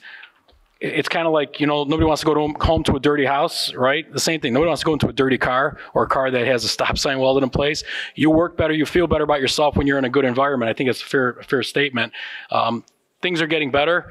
They could probably always get better. But that's maybe answer your question a little bit on the front side. Thank you. Anyone else? Okay. So the next item of business is the Executive Director's Report by Jason Goodrick. All right. Good evening.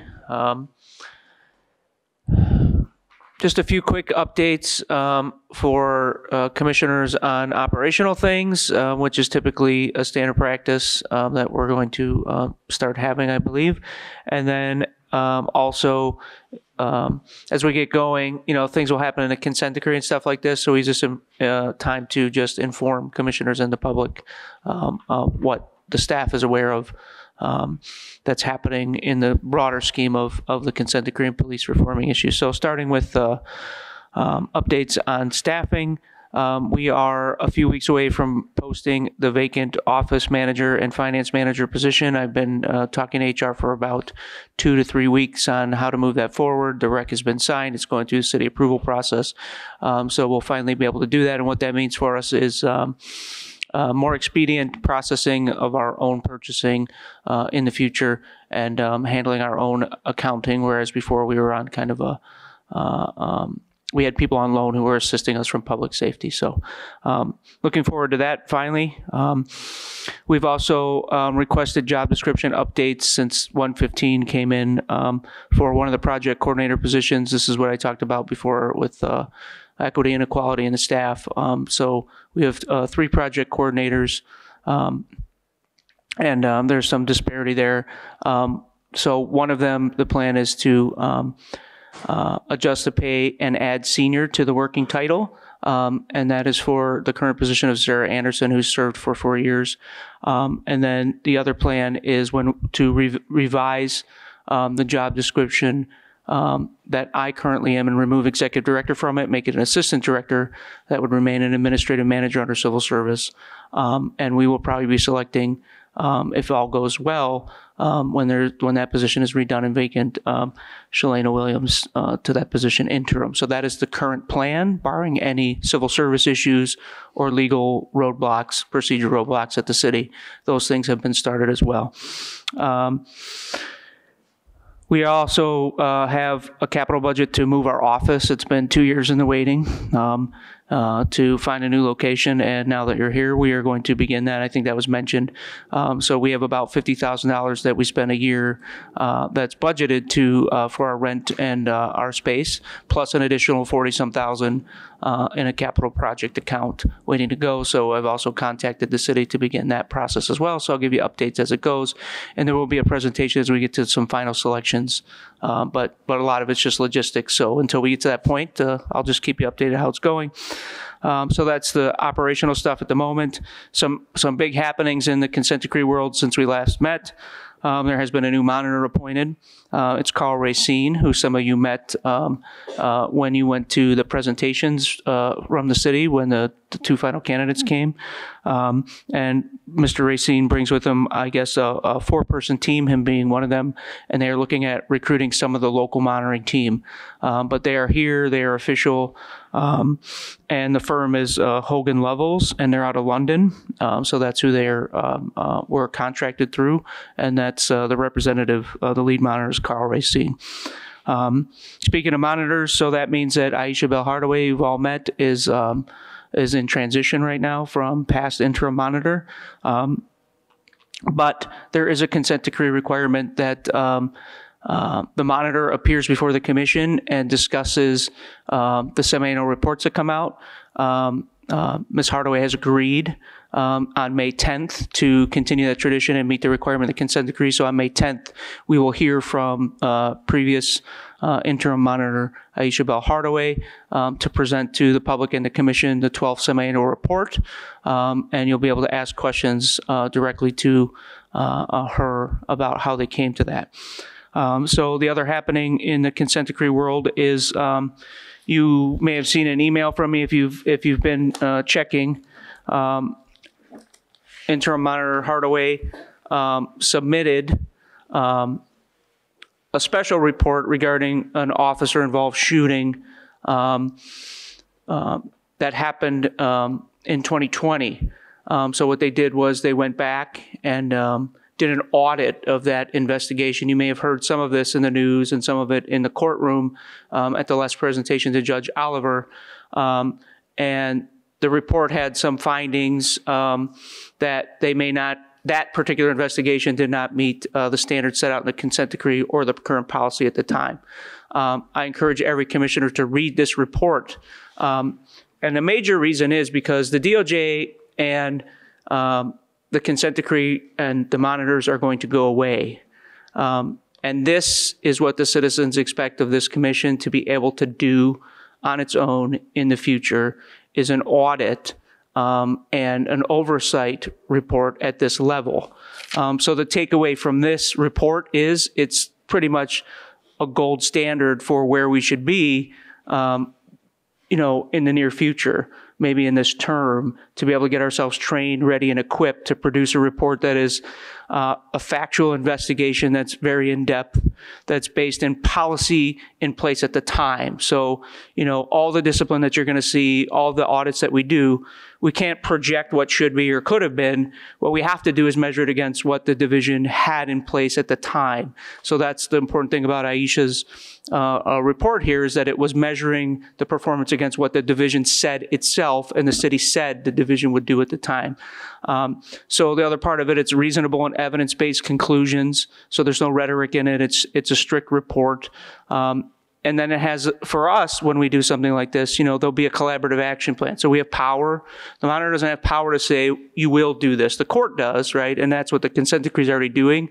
But the difference is in the future, we will inherit the power to not only create a report, but also implement anything that we want, any action that we want in our purview of power after that report.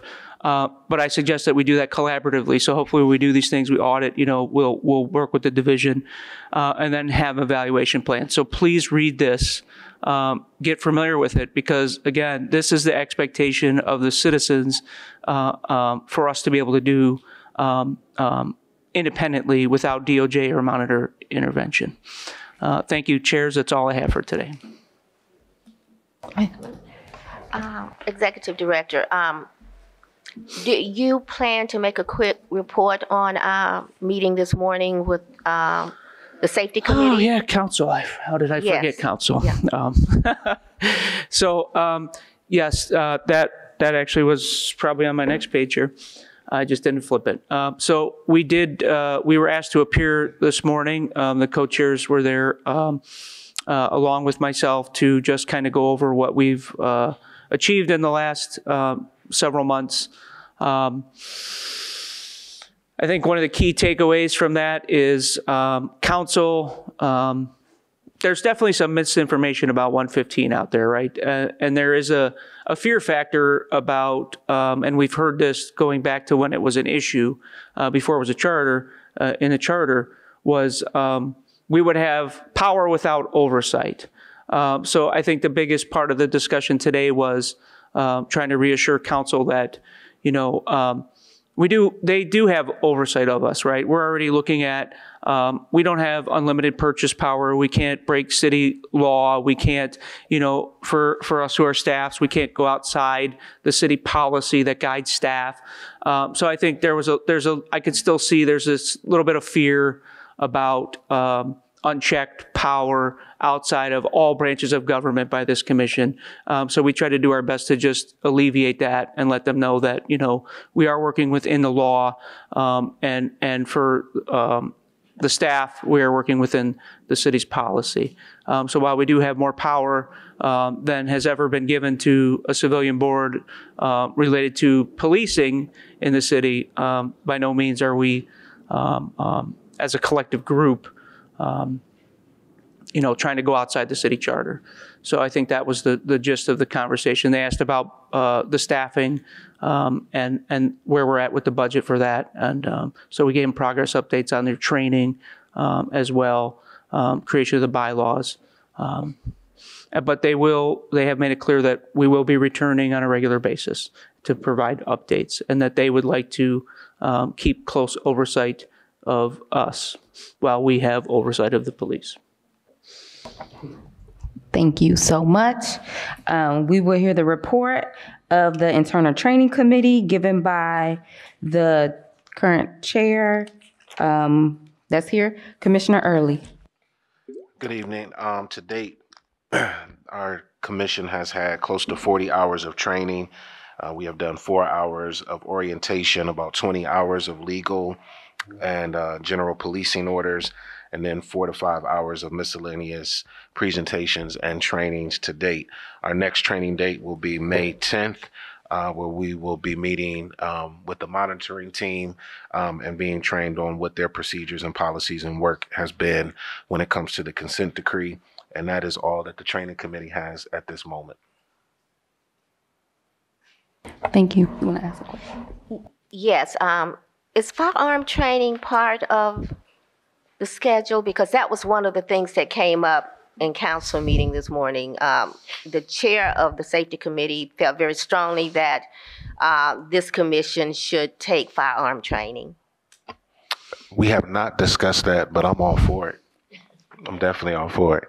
I will bring it to our co-chair and then we can take it from there. No problem.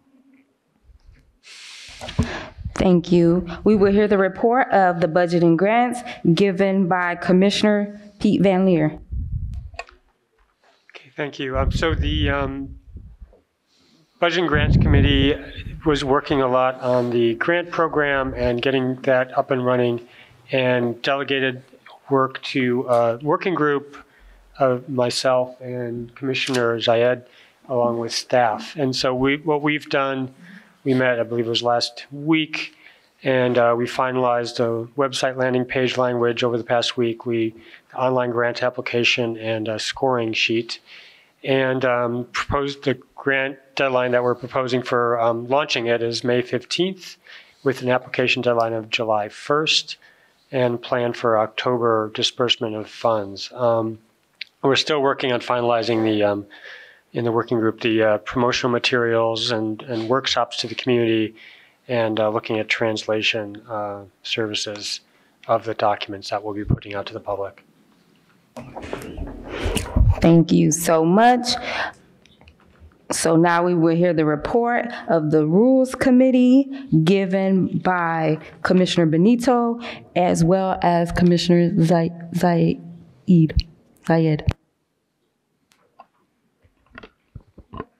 Yeah. All right. Good evening. So the Rules Committee met to continue our review of our second rules and procedures package. We met on Thursday, April 20th, and we had the opportunity to meet with Prosecutor Jordan from the City of Cleveland, who continued to give us some information about Brady, Giglio, and Garrity, and we had some conversation also about how we will work with the city in the work that we have been given through Charter 115 around maintaining a Brady Giglio database. So we had some good conversations with her. We will be hearing on our next meeting, which will be on Thursday, May 4th at 6 p.m. Just a small note that we are moving the meeting. Normally we meet 5 to 7, but in order to make it more accessible for some members of the community, we're moving the meeting to to 6 to 8 on May 4th, and we will be having some civil rights defense attorneys that will be joining us then. We also continue discussion of the draft administrative procedures section 2.8, which is about public speaking, commentary, and media relations, to have some conversation around the concerns that were brought up in the past commission meeting where section 2.8 was sent back to committee. We are still continuing conversation about that. And so that will be continued on Thursday, May 4th at 6 p.m. as well. It has been requested that if any commissioners have any further comments or concerns about that policy, section 2.8, that they reach out to Chair Wong. But also I would add that commissioners can reach out to any member of the Rules Committee as well, and we can certainly bring those comments. And then also we would definitely encourage any commissioners to join us for the May 4th meeting. And I think that's all. Thank you. Commissioner Saeed. Okay, so this message is from Commissioner Wong. She's the chair of the Rules Committee. And it is, she is saying, I apologize for my absence tonight. I am currently on my way to OSU to check my sick cat into the ER. As the chair of the Rules Committee, I would like the record to reflect that the guidelines for public comment included in tonight's agenda were not presented nor deliberated upon in any prior Rules Committee meeting. They are, to my understanding, the creation of the co-chairs without input from the rest of the commission. Considering the importance of the public and the community in our work, I am requesting that these guidelines be further refined in the Rules Committee for future publication and application. Thank you so much for your comment. I would like to say it was a decision that was presented in a meeting between the co-chairs as well as executive director, who provided guidance under a variety of concerns. One, that when presenters come, we do not want them to feel attacked because we're here learning information to ensure that we fulfill our charge, right? That we was do our due diligence, one. Two, to ensure that commissioners have the ability to provide the opportunity to ask questions. And it was provided to a variety of commissioners, the conditions of the meeting, so that information was brought forth. And under Robert Rules of Order, the chair is the presiding officer and has the ability to guide our meetings. It is not in any intention to override anyone's decision as a commission or as the public. As I stated earlier, we value your voice, and in the title, it has Cleveland Community Police Commission. However, in certain instances, to ensure that we receive the information to fulfill our charge, we may have to limit it in certain presentations, and sometimes the presenters may request that. So for example, May 10th, it was the request that there would be no questions from the community. So I wanted to ensure that we provided that clarification and understanding, so that we wanted to ensure that we're transparent and that we are being mindful of how we are presenting ourselves, and that we provide different opportunities to ensure that community voice is heard. And an additional comment, these are not rules as our bylaws are, and some other rules that have been fully approved by the commission as a whole. These are guidelines, so we do have an opportunity to flex them when needed, which is totally unlike bylaws and some of the other rules that have been brought to the full commission for approval. Thank you so much. So to proceed with the meeting, we will hear the report of the hiring committee given by Chair Donaldson. All right, good evening. So I actually have a report today. So yay. A couple of things I want to discuss, so bear with me as I go through this, commissioners and the public. First thing, I just want to talk about the hiring committee. So the hiring committee was established at our first full meeting as the new commission. And there were 8 people, including myself, who expressed interest in being part of that committee. I felt as the chair that we needed to focus first on establishing our rules and then also ensuring that training was completed. So I decided to kind of hold off on the process of the hiring committee actually meeting. And then we established our bylaws, which said that only 3 to 5 members could be on the committee, which with it being 8, I knew that we were going to have to reduce that number anyway at some point. So saying all that to say that I have followed up with all of the people who expressed interest on being a part of the committee, except John, we'll talk later. And I made the decision that based on their responses that I'll continue to be the co-chair, and then Commissioner Benito, Commissioner Van Leer will be on the committee as well. So there's 3 of us. Keep in mind that there will be a link sent out at some point where commissioners will be able to express their interest in other committees. So if there are commissioners who would like to be on that hiring committee, please indicate when you get that link.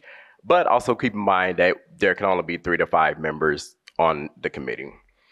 So just want to talk about that. And then also say that, of course, the role of the hiring committee is to establish a process to recommend for appointment someone for the executive director position. So the role of our committee is not to select who that person is going to be. We're just here to figure out what the process is going to look like. So interview guides, interview process, making sure that, you know, whoever applies for the position goes through some sort of process in order to be recommended for appointment. Speaking of, our current interim executive director, Jason, has been waiting on his swearing in process, and there were some concerns that with him not being sworn in yet, that could potentially lead to delays in other things that he needs to do as the interim executive director. But I can report that I spoke with Delonte Thomas with the city of Cleveland, and he told me that he emailed Jason about his swearing in, and Jason confirmed that he did receive the email, so that it should be happening next week as far as Jason being officially sworn in as the interim executive director for the commission. And I do understand the concerns about the limbo. We established Jason as the interim executive director at our first meeting at the end of January. It is now the end of April. He still hasn't been sworn in. So it's my hope that he will actually be sworn in next week, and I will stay on top of that with Delonte with the city of Cleveland. The other thing I want to just point out is that one of the things that Delonte shared with me was that when we made Jason our interim executive director, we did not specify a timeline. So looking back on it, we didn't have a timeline in that appointment. So the city would like for us to specify a timeline for Jason to be the interim executive director so that when he is sworn in, that everyone has an idea of how long that will be. So as the hiring committee, I want to make sure that we can do that, but we're also working parallel with establishing a process for how we are going to fill that role. And I also want to say, you know, at this moment that Jason and I have had a conversation, and I did, of course, express to Jason that I would think he would be open to applying for that position. So I want to make that public that Jason will be applying to the position if he chooses to. So say that to say, in order to specify the timeline, in order to get things moving, getting the process going in the right direction, I do want to put forth a motion to appoint Jason Goodrick as the interim executive director for the Cleveland Community Police Commission until an executive director is recommended for appointment by the Cleveland Community Police Commission and sworn in by the city of Cleveland, or until April 26, 2024, whichever comes first. During the interim period, Jason will assume the executive director duties and responsibilities as outlined in Section 115. Additionally, the Cleveland Community Police Commission's hiring committee will initiate a transparent and community-involved recruitment process that will include posting, searching for, and interviewing applicants for the role of the executive director for the Cleveland Community Police Commission position.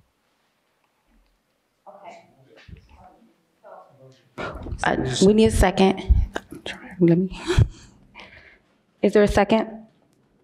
I second. So the question is on the adoption to officially recognize as the executive director for the Cleveland Police Commission until the position is filled, or until April 26th, whichever comes first, for a transparent process which includes the community with posting, searching, and the rest of the duties. Does the maker of the motion want the floor? I was just going to say I can reread it if you all want me to. Would we like it to be reread? All right. We're good. Any further discussion or questions at this time? Commissioner Early? I would just like to say to us as a commission that I think it's important to follow this motion and support it, not only for the sake of us being able to do business on a day-to-day basis, but also for the sake of job security. It's tough for anybody to come to work and produce on a daily basis if they don't know they're going to have a job. And so for Jason and the staff, whether this is an interim period for a year or less, at least they know that as they support us, we will support them. So to my fellow commissioners, I support this motion and would ask that you would as well. Any other further discussion or questions at this time? Commissioner Donaldson? Yes, I just want to add that it is also my idea that the hiring committee will have its first meeting at some point in May. So I just want to put that on record and clarify that our process for determining who the executive director will be or making the recommendation for appointment of an executive director will also start soon and will be a parallel process that will happen as Jason is serving as interim executive director.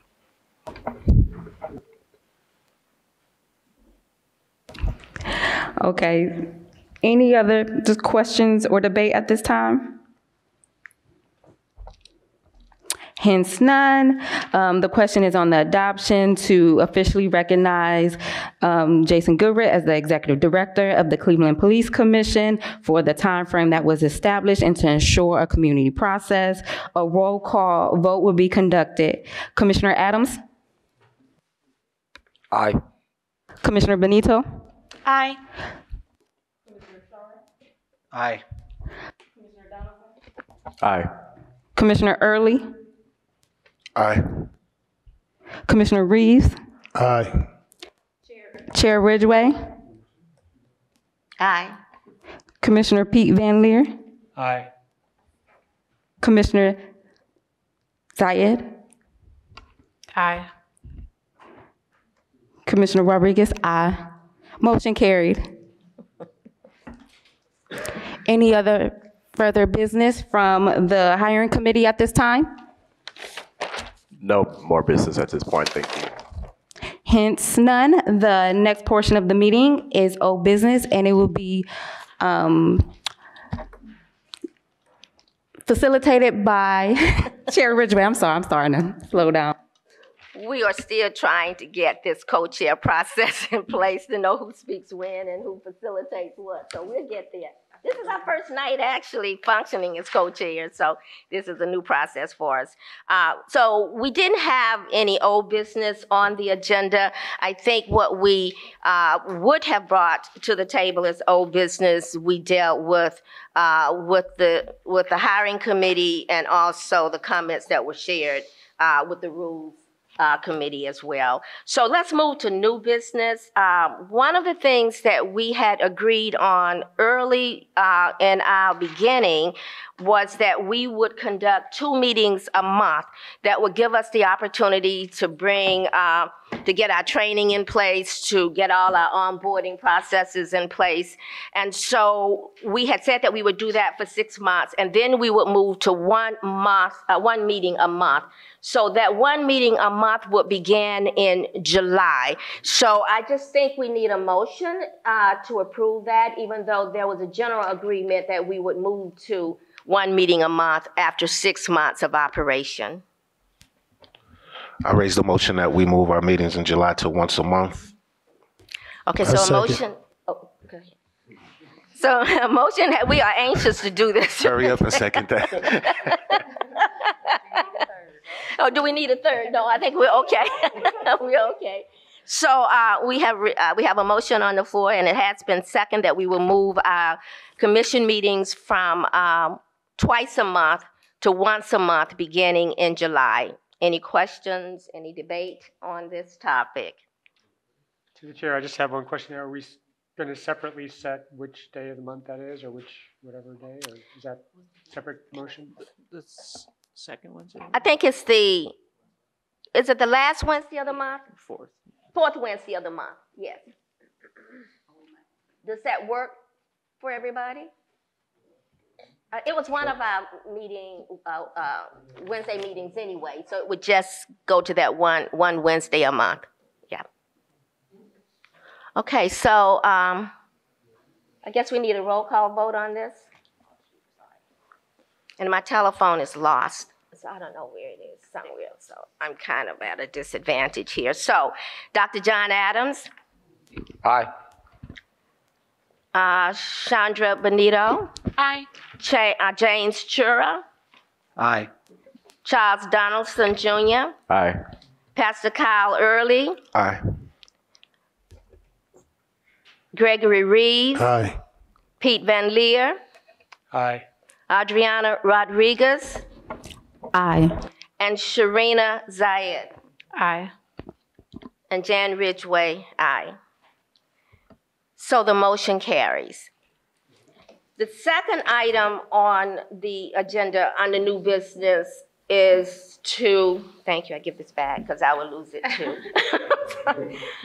The second item on the agenda is the discussion to establish membership to standing committees. During the time that we were rotating our chairs as chair pro tem until we were able to elect our permanent chairs, we established 2 ad hoc committees. One ad hoc committee dealt with getting a slate of commissioners to run for the position of co-chairs. That ad hoc committee has completed its work. The second ad hoc committee was charged with working with Ryan on our staff, was charged with indicating an interest and what committee you wanted to work on. We did not take names. We were just trying to see if we were going to have any conflict, if we had 7 or 8 people vying for the same committee or not, and whether there were enough people interested in each of the committees. At that point, we had not established the 4 new committees that were mentioned earlier. I think 3 or 4 police related, plus the community engagement. So at this point, we are ready, I believe, to establish those committees. And so to do that, because we were just, the ad hoc was an advisory only, at this point, we would need a motion to move forward in establishing those committees. Ryan will do sort of a doodle document that will go out to each of our commissioners where you can actually state which of these committees you want to serve on. We're looking for about no more than 5 committee members per committee. And so by the May meeting, we should be able to finalize the composition of those committees. So we are asking for a motion to move forward and finalize the membership of the standing committees, while at the same time alerting all the commissioners that they need to be aware that that doodle document is coming out, so you can indicate what committees you want to serve on. So do I have a motion? I move to begin the process to do formal committee selection. Is that the request? Yes. Okay, sounds great. good to me. I second. Thank you. So we have a motion and a second on the floor that we move forward in finalizing the membership of our standing committees. Any question or debate? Yes. Let's just say discussion. Discussion, okay.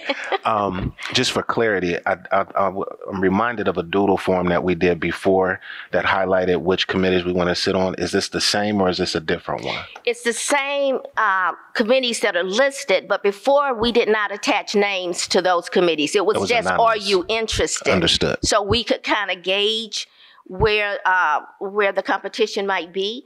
Wanted to make sure we didn't have 0 on rules and everybody else on police policy, for instance. So now is the opportunity where you can actually sign up for one of those committees. Okay, so we have any other questions, debate, discussion? Yes. I have 2 questions, and the first one I should know the answer to since I'm on the Rules Committee. So I apologize, but can you remind me what the guidelines were? Was there a minimum amount of committees we had to serve on, and is there a maximum? And then I'll ask my second question after. The rule that was approved was that each committee would have no less than 3 members and no more than 5. So you can serve, I think the way, and Ryan, you may want to add to this discussion, but I think the way that it washed out was that most of us could actually, we can't serve on a committee as co-chairs, so that created a little bit of room for other people. But I think it washed out where each commissioner could serve on 2 committees. You can serve on more, maybe 2 or 3, depending on how it's distributed. But what we were able to find is everyone would be guaranteed their first choice. Right. Thank you for that. Assuming no one's opinion has changed in the intervening. So it has changed? I said, please don't. Any other, you had another question? Yes, thank you.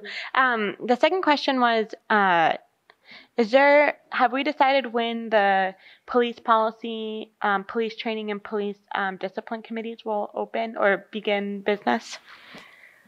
These committees will be part of this process now. What we were waiting on before was for the commissioners to get some training so that you would know what would be involved. And I think we are moving forward in that direction. And so those committees will be part of the process. It is anticipated that around July, after the training, that we may be able to start that work. Also, it is recommended that some of your first steps will be, this is a lot of work, really narrow in on what the committee would like to focus on to help create a strategic plan that can really outline as a whole how we're going to move forward and present that information to the community, as well as start understanding the budget, because that's going to come pretty soon. There's another comment that came to mind, but I've lost it. Been a long day. Any other discussion, question? No, let's call for the vote. You want to read them? Read the names out, yeah. Sure. Commissioner Adams? Aye. Commissioner Benito? Aye. Commissioner Shara? Aye. Commissioner Donaldson? Aye. Commissioner Early? Aye. Commissioner Reeves? Aye. Chair Ridgway? Aye. Commissioner Pete Van Leer? Aye. Commissioner Zayed? Aye. Commissioner Rodriguez? Aye. So the motion passes. I would just, admonish everyone to pay attention to I email and make sure we see any correspondence that coming from Staff Member Ryan, and make sure that you indicate the committees that you want to serve on. The comment that evaded me before is that once these committees are in place, the committees will select their own chairs. So those committees would be in place, and then the committee will select who you want to lead you within each committee. So do we have any other new business that's not on the agenda? We are about 15 minutes ahead of our scheduled adjournment. I think we have always said that if we had time and we completed our formal agenda early, that we would open it back up to the audience if you had any other public comments that you want to share. Understanding that during the course of the meeting, something may have come up that you weren't privy to as we began the meeting, and so now would be your opportunity to share whatever public comment you have. So it's open for public comment now. Yes. To the chair, I don't mean to be hasty. I have a very serious family situation, and I would like to be excused if we're not adjourning right now. Yes, please. Thank you. And thank you.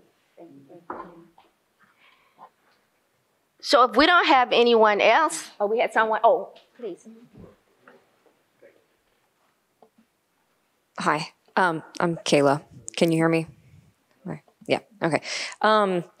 Something I just wanted to say, which I don't have a solution for, so take it for what it is that it seems like at times, like I can make a comment before the meeting, then things arise, and then decisions are like actively being made, and there doesn't seem like an opportunity for myself or necessarily a community member to give input, which I understand is it's in many ways that is your job to then do that part.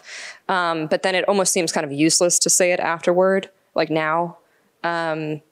It feels annoying, maybe. No, I mean, because it's useless, right? It's helpful, I suppose, for me emotionally to express my emotions, but like, it doesn't really help in terms of like the decision-making process. So again, I don't have a great suggestion on this one, but just noting that it's happened a couple times that I will feel like I want to, maybe put a comment in, but, the opportunity isn't there, and then we're done, and I'm like, I don't want to waste anybody's time with an opinion after the fact. So just throwing that out there, but yeah, thank you. Sorry, normally we don't comment, but I would like the community to know that no opinion is ever a waste, and I do not want it to be perceived as that way. We value every concern, every input that you provide, but sometimes, we have to receive the information, especially during this training session. Thanks to the chair, to the commission. I sort of had a question for the unions. And which I totally understand because I do know the numbers, but given that the numbers are dwindling in the police department and we're not getting the numbers coming in the door, if there was an opportunity from this commission with some ideas to maybe change some things, would the unions be open to maybe relaxing some of the language in those contracts to get those things moving to increase the numbers on the street? Thank you. And I think that's a very fair question.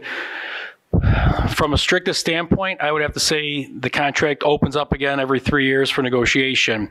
And here's why I say that. You open the door on one thing, the next thing something else is open and something else, and it snowballs or could snowball from there. So from a strict interpolist idea mindset, that'd be hard to do. But there's always the possibility if the city came to the union with a proposal of some sort of a side letter being created that both unions would agree on, that may allow something like that. I'm guessing you're thinking about the rumors out there about a possibility of a retired officer coming back or something along those lines. Jeff may be able to speak a little bit better to that because the CPBA deals more with people coming into the police department. By the time they get to the FOP, they're generally more tenured. So we don't have people coming in as sergeants, you know what I mean? But that would be my viewpoint on it is we kind of open a door for one thing, then what's next and down the line, and it weakens the contract that way. And we're here to support the rights that are negotiated on. So, there may be a time where there has to be a wait because that's something that should be brought up in negotiation. Jeff, did I speak out of line or is that about right? No, you're in the mindset? Yeah, I don't like doing like the what ifs. So, I mean, I take whatever comes in front of me and I'll bring it to our membership, but we do it every 3 years. And I'm always, me, I have an open mind and, it's the best interest in our members. And right now being short is not good. So, everybody has to have an open mind right now. And if there was an idea, I would entertain it and, take the right channels to see if it'll work out for everybody. Are there any other comments? Yes. Thank you. I just wanted to say I thought it might be helpful if the two co-chairs could give an update on what took place at today's safety committee meeting. I think it lasted about 3 hours. Mr. Goodrick, I'm sorry, I can't keep track of your title. You were there, and I saw the two co-chairs, and I wasn't able to watch the whole thing, but I thought all of you did a really good job. And then finally, I just want to say, I think it's unprofessional for any commissioner to chastise members in the middle of a meeting when they're not here. And I just wanted to put that out there. It's understandable when residents can't come or commissioners can't come, but people texting or tweeting questions, I don't know if it's appropriate to be addressing that in the meeting. So just wanted to throw that out there. I just think that's something that could have been discussed internally. Thank you. Any other comments?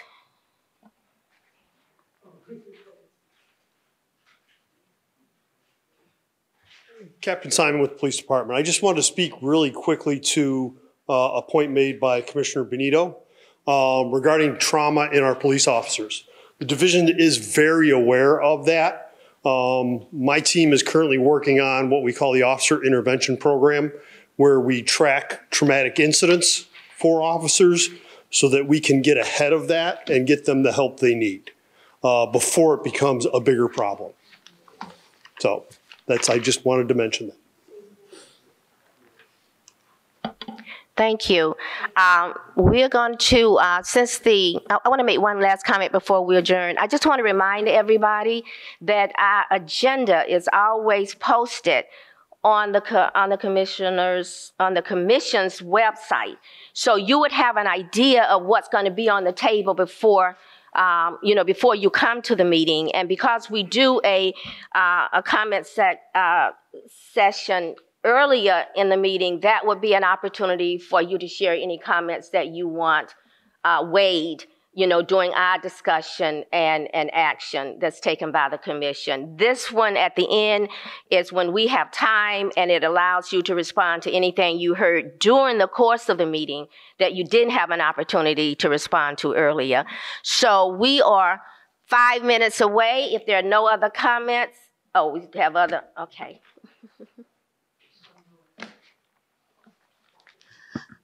Sorry about that. Today, it seems like the public comments has become a good topic. And I would like to address one particular issue.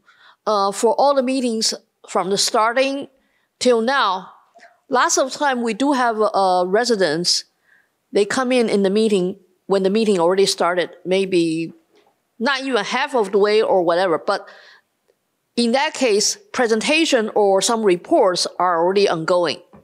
And so the second part is good to have, because if they have something to say, but they didn't come at the beginning since they cannot, then they will still have a chance to raise their voice, especially from July. The public meeting, like this kind of setting, will be only once a month, then I really wish we can have the second session. Yes, some of the things throughout the meeting, you will actually already voted on that, but there are always new issues. Because if we don't keep doing this, the people in the community would not really see anything to motivate themselves to come out to talk. Retaliation is real.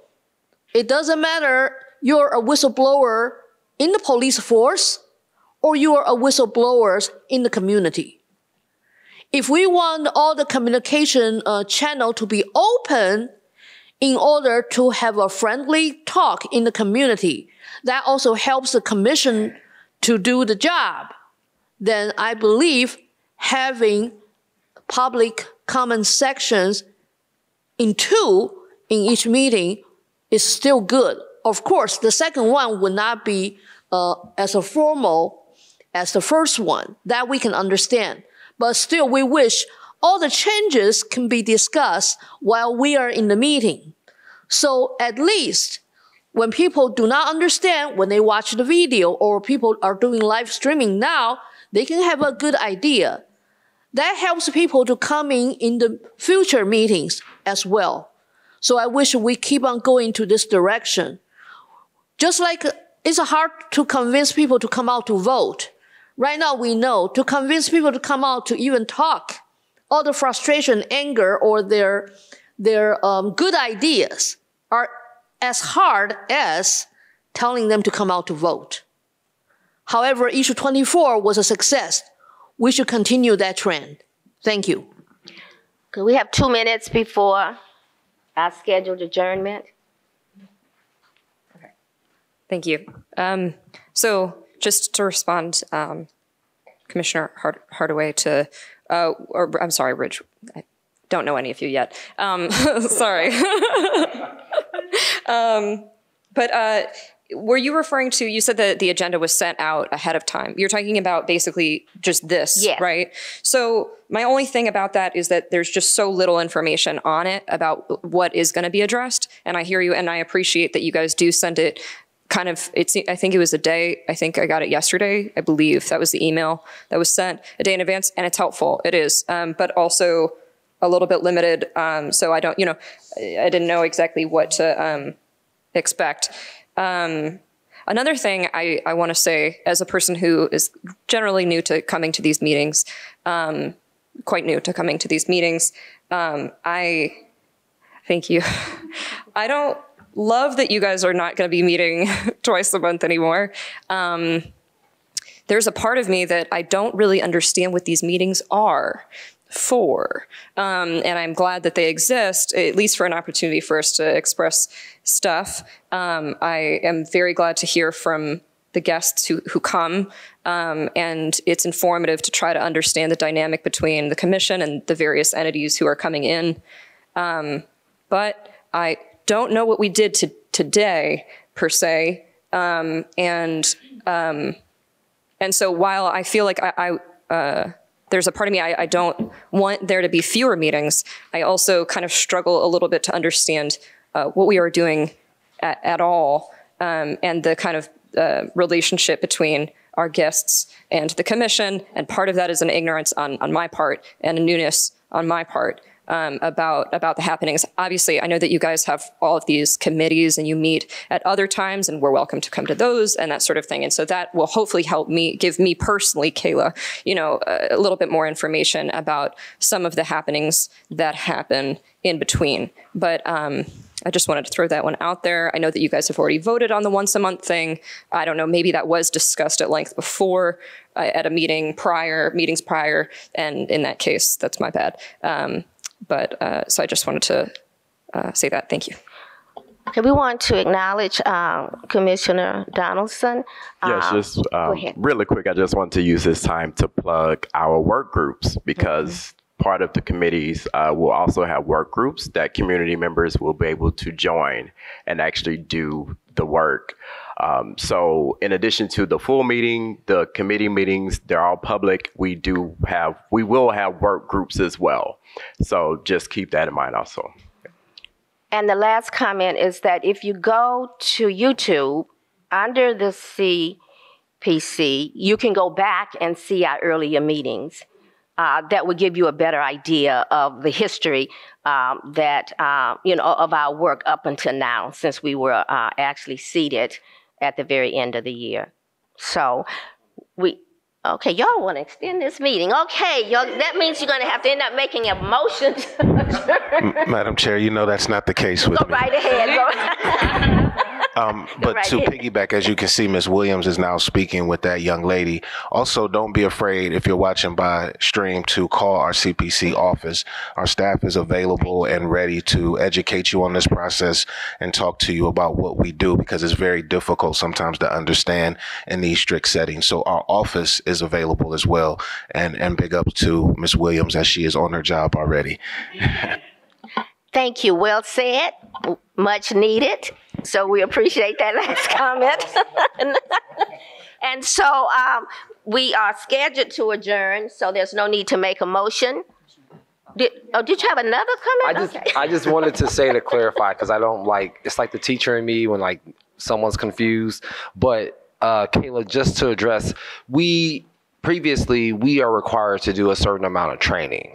So what you are saying today is a part of that process. So we have to speak with the two union representatives so that we can get a better understanding of sort of like their operations. And so they will come and, give us information. We'll ask them questions. So it's just a part of our training. So these meetings will evolve over time. But what you're witnessing is just us, or all these entities that are coming, is a part of our training. Meeting adjourned.